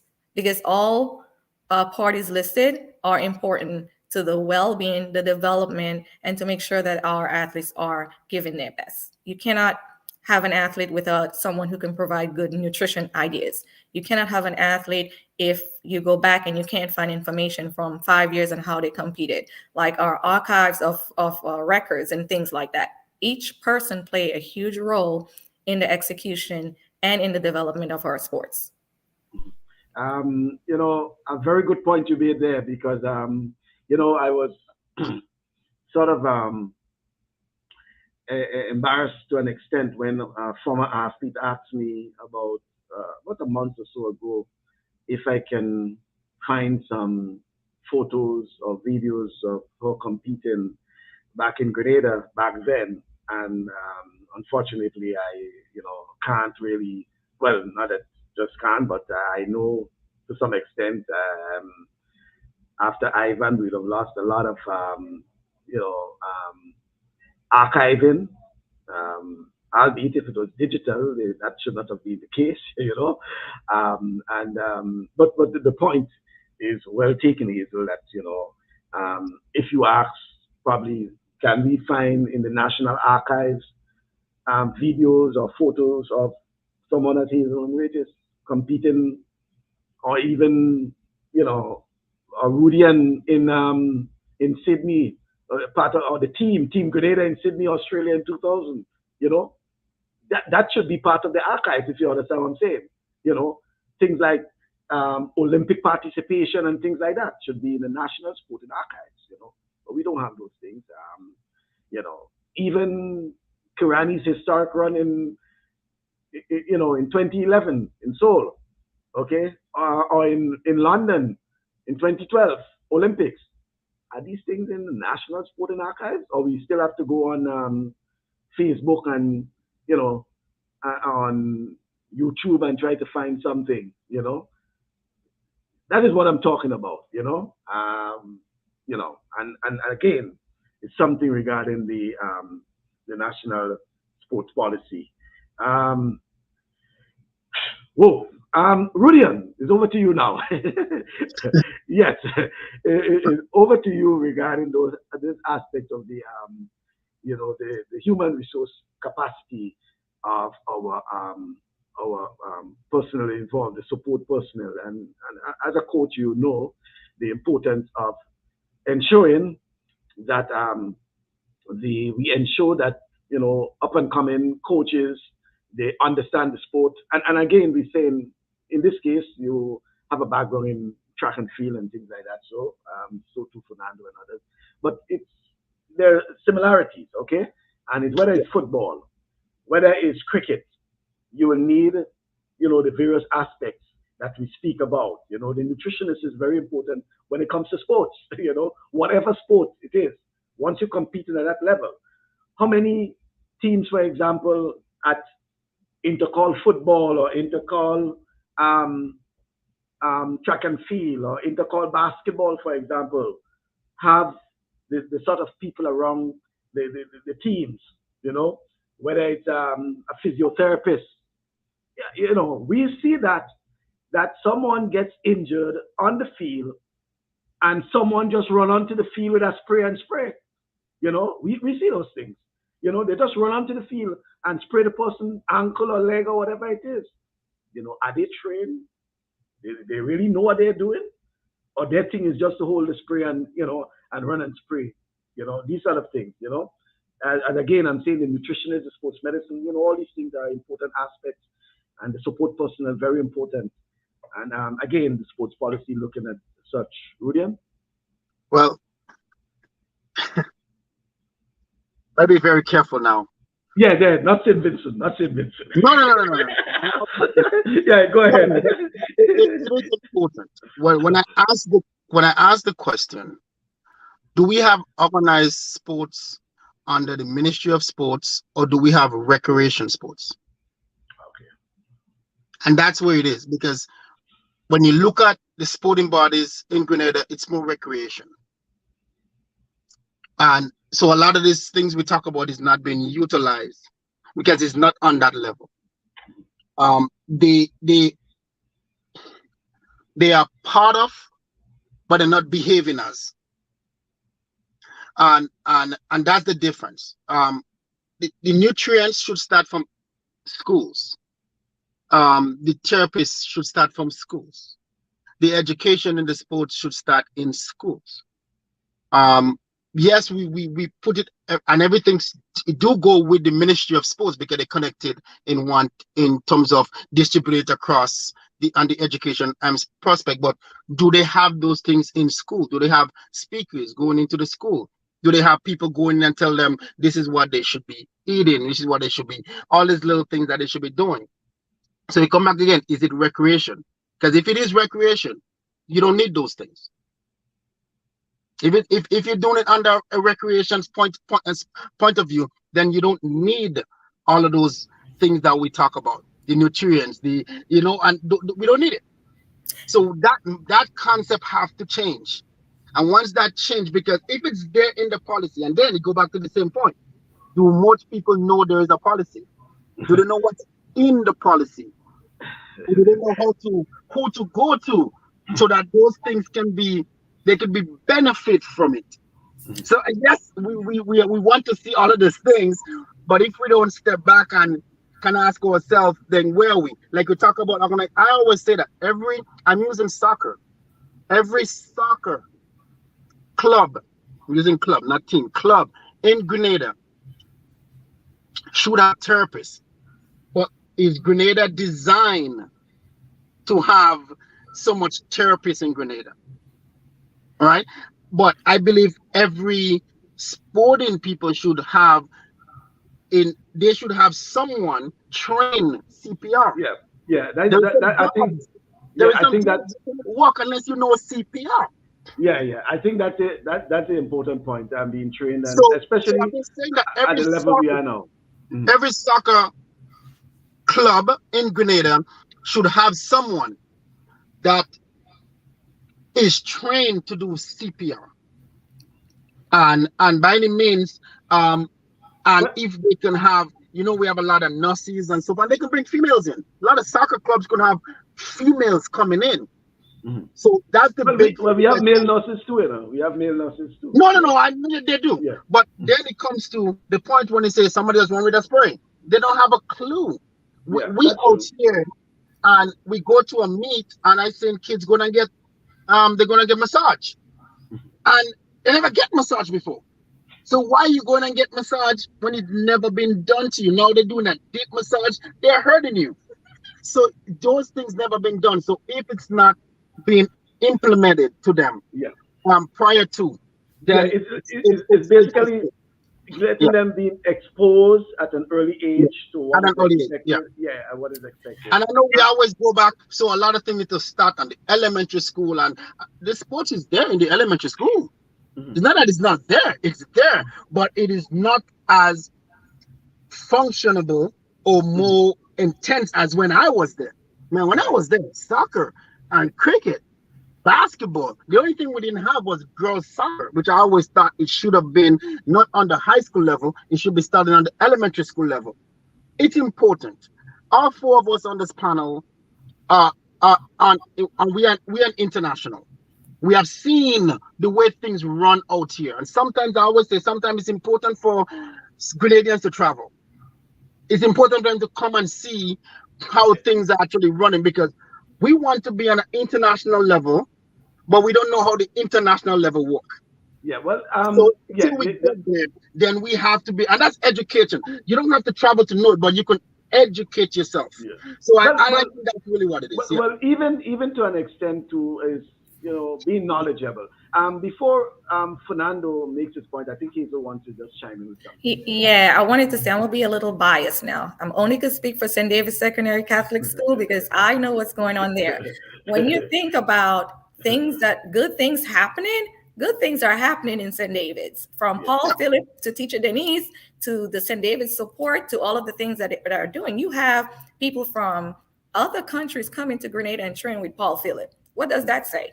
That speaks volume. So I think there are good things happening, but it's happening in isolation. We need to bring it together. We need to bring it together so people can see what's happening in Grenada, not just what's happening in St. David's, what's happening in St. John's, because great things are happening in certain parishes. And I'm being biased because I could only speak of St. David's, right? No, but you could definitely be biased because Hazelin, I said the same thing. I love my parish. I love St. Patrick's. But where's the track club? Where is it? Yeah. It's not there. Yeah. So we could say everything we want to say, as much as I love my parish. And I had a conversation with someone prior to. I said when I was there, we were going to national sports as a club from St. Patrick's, and I compete at national sports, and I have medals to this day to prove that I've been there. So, but where is it now? Well, that is something to answer you. That is something our national sports policy will address in terms of the parish sports council, the national sports council, etc., etc. Because if you have a parish sports council, you will ensure that the formation of clubs and the proper club structures, etc., etc., in place. And we have some very interesting comments coming up there. I was just reading some of them. Thank you, Esau Simpson. Everyone knows. Well, sorry, I should say Dr. Esau Simpson. Congratulations to you, Doc. I will talk about it. For the record, his letters from St. Andrews. Well, no, I was about to say that. She is adopted. St. David's is adopted. Hey, I went to school. I went to school in St. David's. How can you? I went to school in St. David's. That's why we say I have to speak. I have to speak for St. David's. That's where I went to school. Right. That's but I do agree with you, though. I do agree with you. If you have coaches like Paul Phillip who have international athletes coming to train with him, that speaks volumes. That tells you that he's doing something that another country would want to send their people to him. So he needs to be commended for that. But we also need to highlight the fact that he's doing such a good job by coaching other athletes. But that's just, and actually go back to what I'm saying. We are competing. We are developing people to compete against us. More emphasis should be put on our athletes and rather than the foreign athletes who we have developed. Okay, because right now I'm in the States and I'm coaching in Texas. I'm coaching a number of international athletes. Okay, like I may have maybe 2 or 3 athletes going to the World Games, and do I want to highlight them? No, I want to talk about the Grenadians that we have there. When I'm there, I really want to bring awareness to my people and what we are doing. Okay, we spoke about on this panel here about us implementing that thing. How can we come together? Like Hazel, I think you said, how can we come together and form some kind of a body where we can actually help speed up the implementation of that policy? That's what I'm interested in. Yeah. How can we meet up wherever we got to meet up? Let's have a plan. If we can all find a way to go back to Grenada, have a clinic, whatever it is we need to do. But how can we help implement that policy and speed up the process? It's been there for 10 years and it hasn't been much done with it. And don't forget Zoom.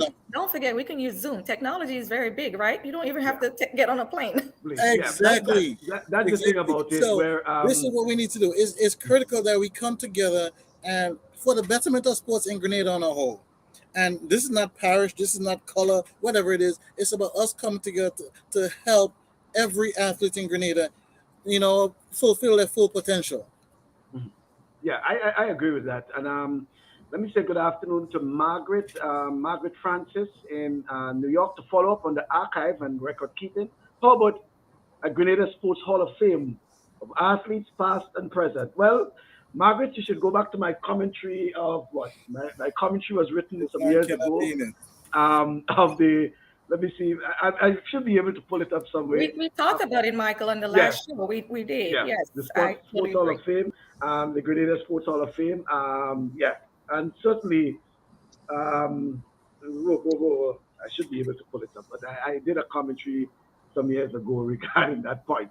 But let me go back to, well, thank you very much, Margaret. And I think it's something that should be considered as part of the policy as well, okay? Because if you're talking about the archiving and all these things, it will have to coexist, you know, with a Hall of Fame, or Hall of Fame will have to coexist with archiving and, you know, and all these things. But so again, I want to say congratulations to Issa Simpson. He's now Dr. Issa Simpson. We know Issa, former swimmer.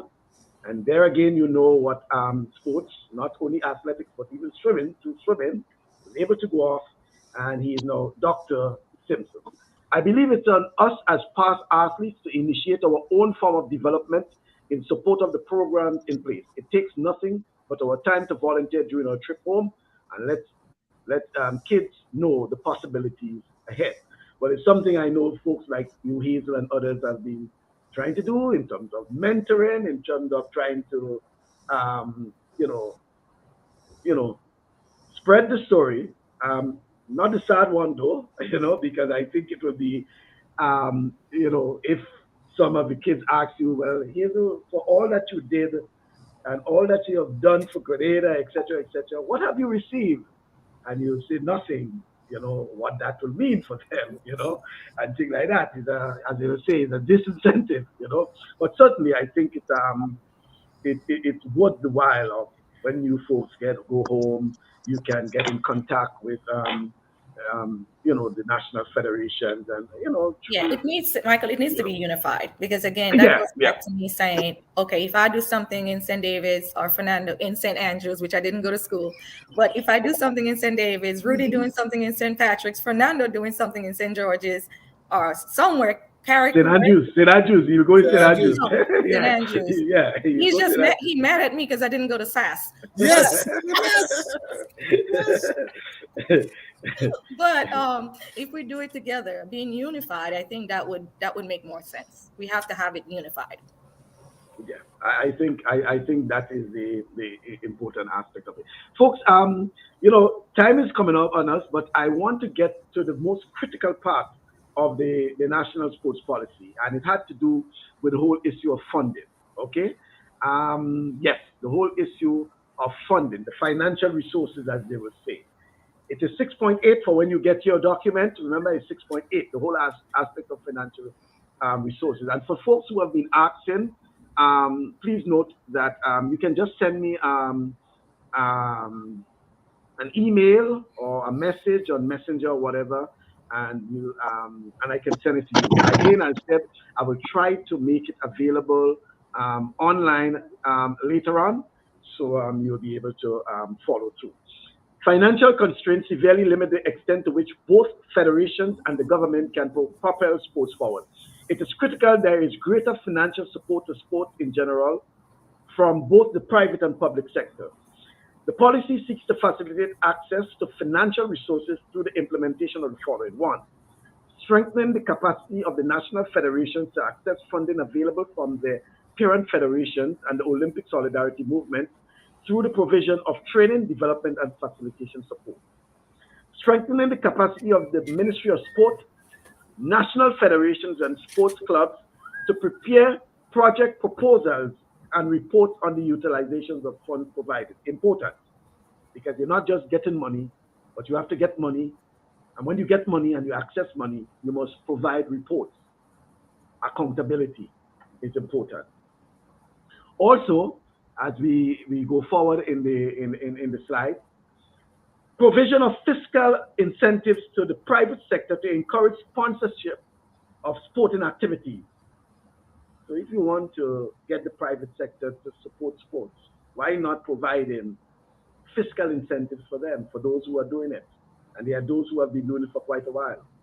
Also, development of guidelines to guide private sector sponsorship of sporting activities that addresses the question of ambush marketing and the compatibility of the product being promoted with the overall objectives of the national sports policy. Some of them have been very concerned about the whole issue of ambush marketing. So if you can address that, well, certainly it will help.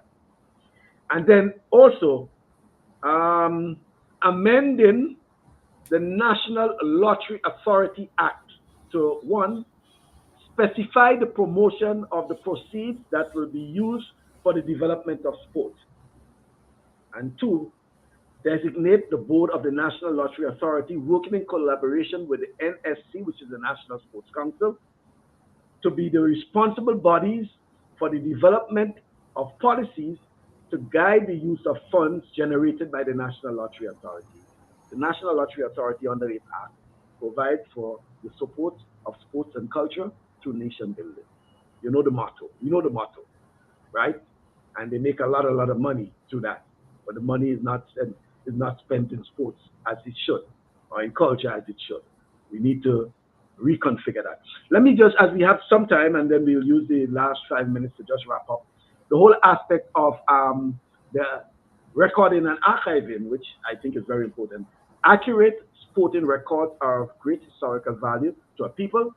This is an area that has been severely neglected, and the policy seeks to facilitate the development of a strong record-keeping and archiving function through the implementation of the following. One, mandated national federations with the responsibility to submit specified information on the performance of their athletes at the end of each calendar year as one component of the annual reports to the Ministry of Sport. So in sending in your reports to the Ministry of Sport, the national federations will also send in archives, audiovisual, whatever it is.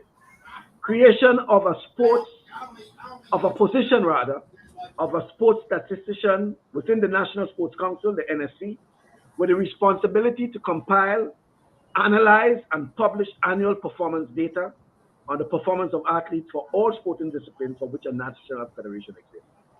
And probably just one more. The publication of an annual sport digest that will provide information on the performance of all Grenadian athletes for each calendar year for all sporting disciplines for which a national federation exists. Guys, I think we have said quite a bit now. Again, the National Sports Policy is a large document. I know lots of folks will want a copy of it after this program. Please, if you do, just let me know and I'll send it to you. But I think it's very, very important that people familiarize themselves with that. Kem Simeon, great topics guy. But we know who is that. That's my auntie. Yes, Hazel, we know it's your auntie. Yes. Certainly. Men will take it that they have further right for accountability. And then Mike Batiste, who will join us lately, says accountability. We will need a complete purge of some of these associations for accountability to be a reality. Men make it clear that they have control and they will do what they want to who they want, especially in track and field. Guys, we have just about 2 minutes to wrap up here. Certainly is an opportunity. Let me go back around, from around. Rudian, your final thoughts before we wrap it there. Hey, Rudian, we have only 2 minutes, so let me share it there. 30 seconds. Yeah. But two things. Certainly, the conversation. Yeah, two things. Somebody mentioned that Ministry of Sports will run as a business. No, period. Business failed. That's my opinion. And sports should not fail. And that's how I see it. And it's something I said every time. Business do fail. And sports should not fail. It should run as a business. And that's what I think. Two. Oh, you mean the Ministry of Sports, right? The Ministry of Sports, right? Yeah, but they mentioned it says sports should run as a business. And it shouldn't. It shouldn't run as a business. Understand? Because meaning that if you run as a business, businesses, people have to give the funding for the business to run. Athletes should not have to pay anything for the sporting the sports to run. So that I don't think it should be run as a business. Second, scholarships. Somebody also mentioned scholarship. Ministry of Sports should not be the one you're looking to for a scholarship. And a lot of people look to the Ministry of Sports for a scholarship. And that is one problem. You need help. The athlete is the one who should be able to put themselves out there to get a scholarship. The problem we have with track and field is the competitions. You have to have the competitions so that they could run the times, jump the times, and jump far and throw far for them to be recognized and get scholarship. So the Ministry of Sport should have a program where they can help athletes to go international and compete in certain events where they have the opportunity to get to be able to run and go fast and do that. Sort of guiding and guiding a guide, the not that. process. But a club shouldn't be looking to the Ministry of Sports to help them get a scholarship. And that's what I think. And that's there's lots more, but that's in my part. Yeah. Okay. Over to you, Fernando. Yeah. Well, I agree with most of what you said, and just to talk in terms which of is good. Which is good. You agree? Which is good. I know. Which is good. Finally, which is good in terms of the scholarship. What I think the clubs, we look for the ministry to actually give the scholarship, but I think the ministry should only facilitate getting the athletes to the competition so they can showcase their talent, so they can be scouted. That should be the only role in there. The ministry shouldn't be looking to pick and choose who they give scholarship. Give everyone the opportunity to get to the competitions and let their performance speak for itself. Yeah. And again, like I said, I stand ready as a servant of Grenada to help development in any way I can. I've given my numbers out on the show. You have it. I put it in numbers of time. Give me a call. I stand ready to come and help develop Grenada in any way I can. I am a servant of the country. In any way I can, let me know, and I'll be glad to help out. And that's about it. Yeah. Hazel, over to you. Well, as always, to me, this is very important. And I think Michael knows how important this is to me. I think it's important for us to get together under one umbrella, working together for the same vision and mission. Again, this show is not about bashing anyone. It is simply us trying to find answers and trying to figure out how can we come together to make changes that would be important, not just for me, but for my daughter. If she decides one day that she wants to run for Grenada, I know that this is the right decision we are making. So we are all grateful for opportunities that we have received, but we have to right some wrongs, and we have to get together and update a policy that, again, we have, but needs to have changes to it. So thanks for everyone who are viewing. And if we have more people who want to join in this mission of helping us do that, welcome on board. Well, talking about this mission, I just got you probably heard a little tick while you were speaking, and I'll just paraphrase it, a message, but I wouldn't give out the name, but it says, I'm very interested in meeting this team to have a meaningful discussion with them. I'll skip the line and say, you can tell them you will assist in making a meeting happen. So folks, be on standby. There's a message there that a request has been made to have this team. So I'm putting my team on standby, okay? Thanks for being part of the team. And I'm being forewarned that, and again, I'm saying, quote, I'm very interested in meeting this team to have a meaningful discussion with them. I will leave out some lines because it's not related. You can tell them you will assist, that's referring to me, in making a meeting happen. Thank you for being part of this program. That is really Mike, good. I can say one thing after Hazelin. This is really good, Michael, because I've been for years asking how can my expertise, not only in track and field, but in education. I have a master's degree in educational leadership. I have more than just being a track athlete. I mean, we have the knowledge, we have the will, we have the skill, but we can't have it without people saying, hey, we need you, right? So I'm grateful for whoever that person is to be willing to engage with us, because the goal, again, is to help make changes.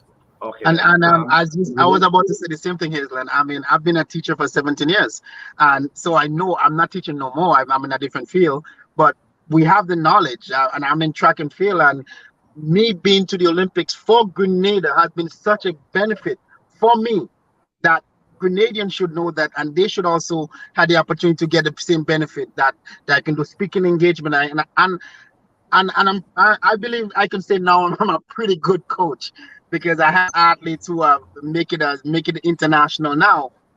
So it's there. But we always talk about something, Michael, and that's very important. And I just want people to hear that. We always say we need to get rid of some people who've been there for so many years. And we have to be careful. Those people who's there are foundation. For us to move forward in building sports in Grenada, we need the foundation. But they need people like myself, Hazelin, Fernando, and so many others to be a part of that. The foundation cannot stand on its own. Or if it is, as it's been there for a long time, what part is adding onto that foundation? Nothing. It's just a foundation now. So the people who've been there for so many years, and they're just standing there because nothing new is coming in. So they just be doing the same thing over and over. So it's time for them to not step aside, but give us the opportunity to come in and help build, and in due time they can step away knowing that it has been left in good hands. But not right away we have to get rid of them. No, we need that foundation, because they may know some things that we don't. They may know a lot of things in terms of how to get certain things to the next level that we don't know. So we have to be there to help build that foundation, but they slowly step aside and we fill the gap up. And not when I say we, I'm not talking about just us here, but talking about there's so many young people in Grenada and the diaspora who wants to make a difference for Grenada because of the love that they have and that blood that is beating in their heart for Grenada. All right. Let me just say, give us a chance to continue the foundation, what they started. Give us a chance to take what they started to the next level. Help them get their point to where their vision, wherever they have seen it. Give us a chance to help them get it there. That's what we need to do. Well, glad to know there's a commitment from you folks. Certainly we'll get more. And as Dr. Issa Simpson related, and I think Hazel and we have this discussion before in terms of getting folks together. And I think from this program, I think there is a sort of commitment. And I think from what I'm seeing here in terms of, having a meeting of minds, I think it's very encouraging, and we've tried to continue that. Joel Phillip, good afternoon to you. But the ministry should be the source that should be able to help, even if it's just for guidance. Thank you. Excellent session, guys, as always. Wish we could start preparations for Paris. From now, it's just 500 days away. Good afternoon to you, Laura. Always a supporter of the program. Yes, Laura, and I think it's not too, late to start, okay? Because we 2022, okay? We in July already, could you imagine? And in the next, I should say 500 days is making this look as a lot, okay? But it's 2024, it's Paris, right? So there's no reason why we shouldn't be working on that. Yes, let's see if I can just, the comments are coming in. I will just get at comments now and then we'll just wrap up. Okay, there's another one that says, there are people who are in administrative roles in athletic departments, the NCAA level, so the knowledge is there. Yes, Joel? And Joey definitely has knowledge. So we know if we're looking for someone to really engage on how to get through the clearinghouse and NCAA's policy. Okay. So Joe, you're not on here today, but we expect you to be on the next one, okay? Yes, certainly. They don't want us in. We too young, bro. They said it many times to us. They can, if they love the sport, they can be out of power and advise. Neil, I'm on board wherever and however I can help. Okay, thanks, Neil. Right, folks. There is no STEM program to develop people to keep with the world. Wish you all the best. We're still optimistic, Brandon. We're optimistic. How about us? Hey, Narissa, good afternoon to you. How about a subcommittee to assist the main Ministry of Sport? That's what we have. The National Sports Council is the one that is the one, yes. Yeah. The National Sports Council. Sorry, coming in late into the session. No problem. You could always look at the review. And then great convo, ideas galore. Kenroy, thanks very much, Kenroy. That's Kenroy Batiste, our final one there. Yes, folks. So thank you very much. And as indicated, folks, you have been given notice. You have been forewarned.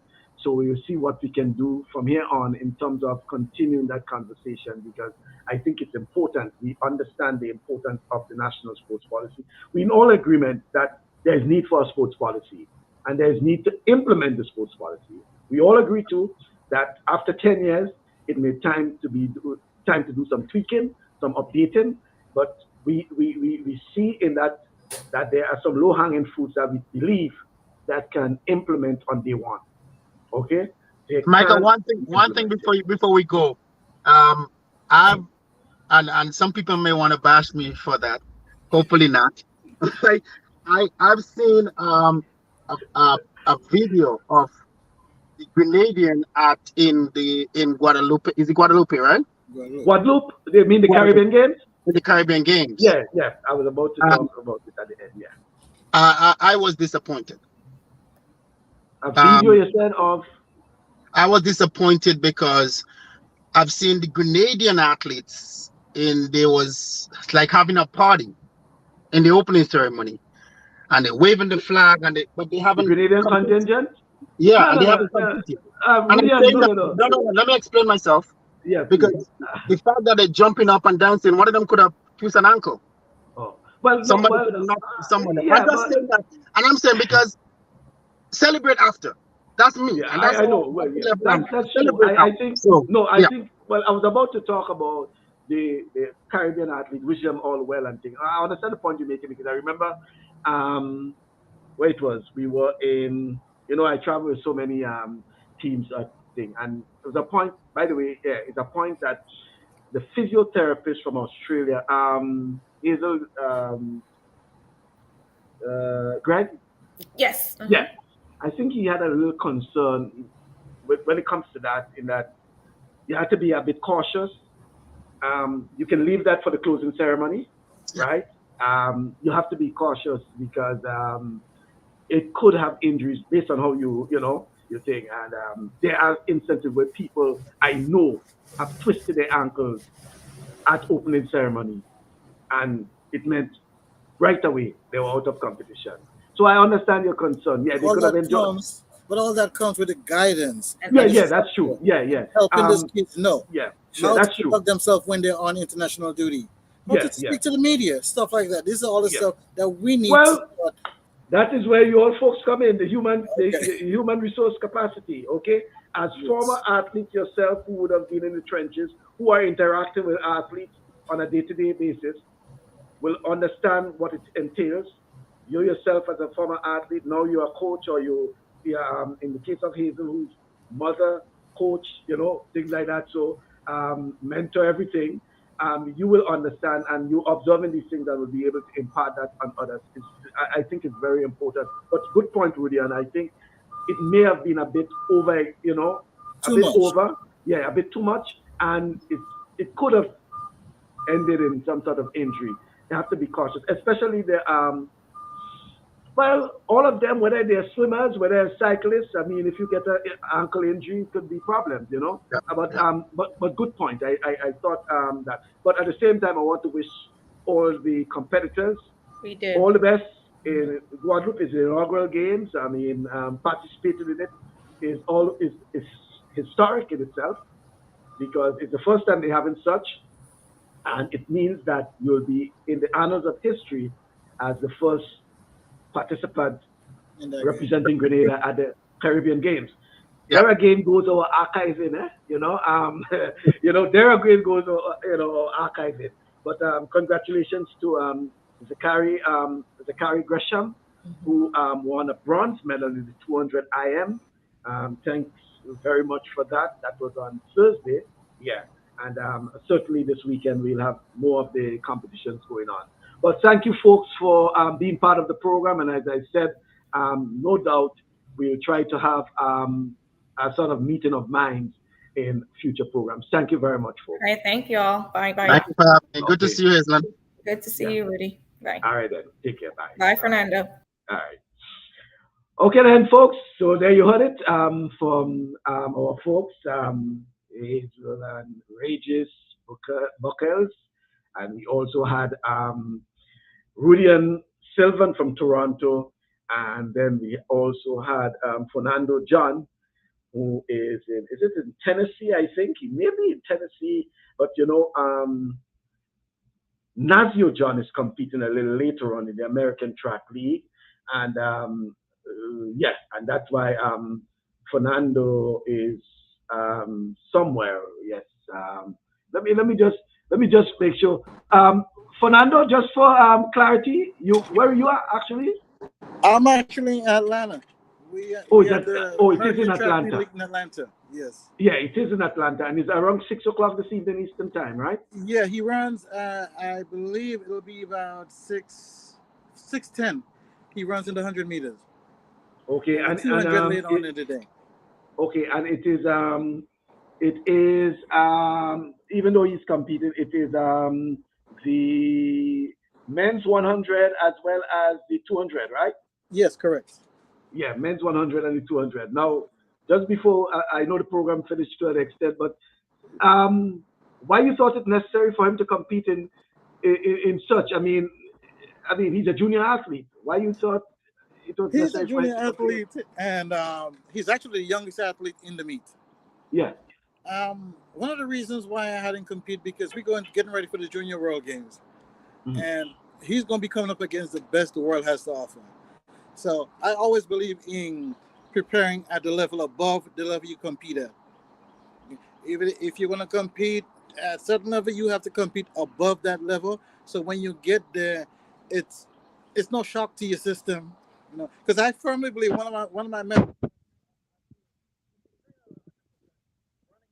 Oh, I miss you. I'm not getting you. Yeah. What you say? One of your what? I said one of my policies is that if you train at 100%, running Hmm. at 80% is easy. So I really wanted him to go just to train to compete with the bigger guys, the professional guys. So when he comes to the U20, he can handle the competition. And that's my main reason for having him choose that meet since we're gonna be competing in like just about a month away at the Junior World Games in Colombia. Okay then. All right then. Thanks very much. I appreciate it. Thank you very much. Alrighty. Yeah. Okay Have a then. good one. Thanks. And for folks, the meet is actually will be on ESPN. So if you have ESPN, you can look up ESPN. Should be airing the meet later on. Thank you again, Fernando. All right, thanks a lot. You're welcome. Okay then. So that's Fernando is actually in Atlanta, and he will be competing. That's Nasir will be competing later. Just some more information regarding Zachary Gresham. So I indicated he won a bronze in the 200 meters IM, and that's in swimming. He also won a bronze in the 200 meters backstroke. So two bronze medals for Zachary Gresham in the Caribbean Games. Wow, that's great. Great news. Thank you again, Laura Fletcher. And we continue to wish our athletes well at the inaugural Caribbean Games taking place in Guadeloupe. For those of you who may want to get tune into it, there's the Panam Sports app that is available, and the games is actually streaming live on the sports app. So you can download the app. That's the Panam Sports app that's available on you know, Apple or Android. Okay, just search for it, and the track and field, the swimming, the cycling, everything is shown live there. Also, I can tell you before we go that if again you need a copy of the sports policy, just send me a message and I will be able to send it to you. Just send me a message, a private message, and you can email me, mbascom@gmail.com, or you can find my number or email or message or whatever on Facebook. It's nothing hiding. Just send it and just get in touch with me. Again, the document is public, so if you want a copy, just ask me for one and I'll be able to send it to you. I'll also try to see if I can make it available online, and then I can also share the link as well. Thank you very much, folks, once again.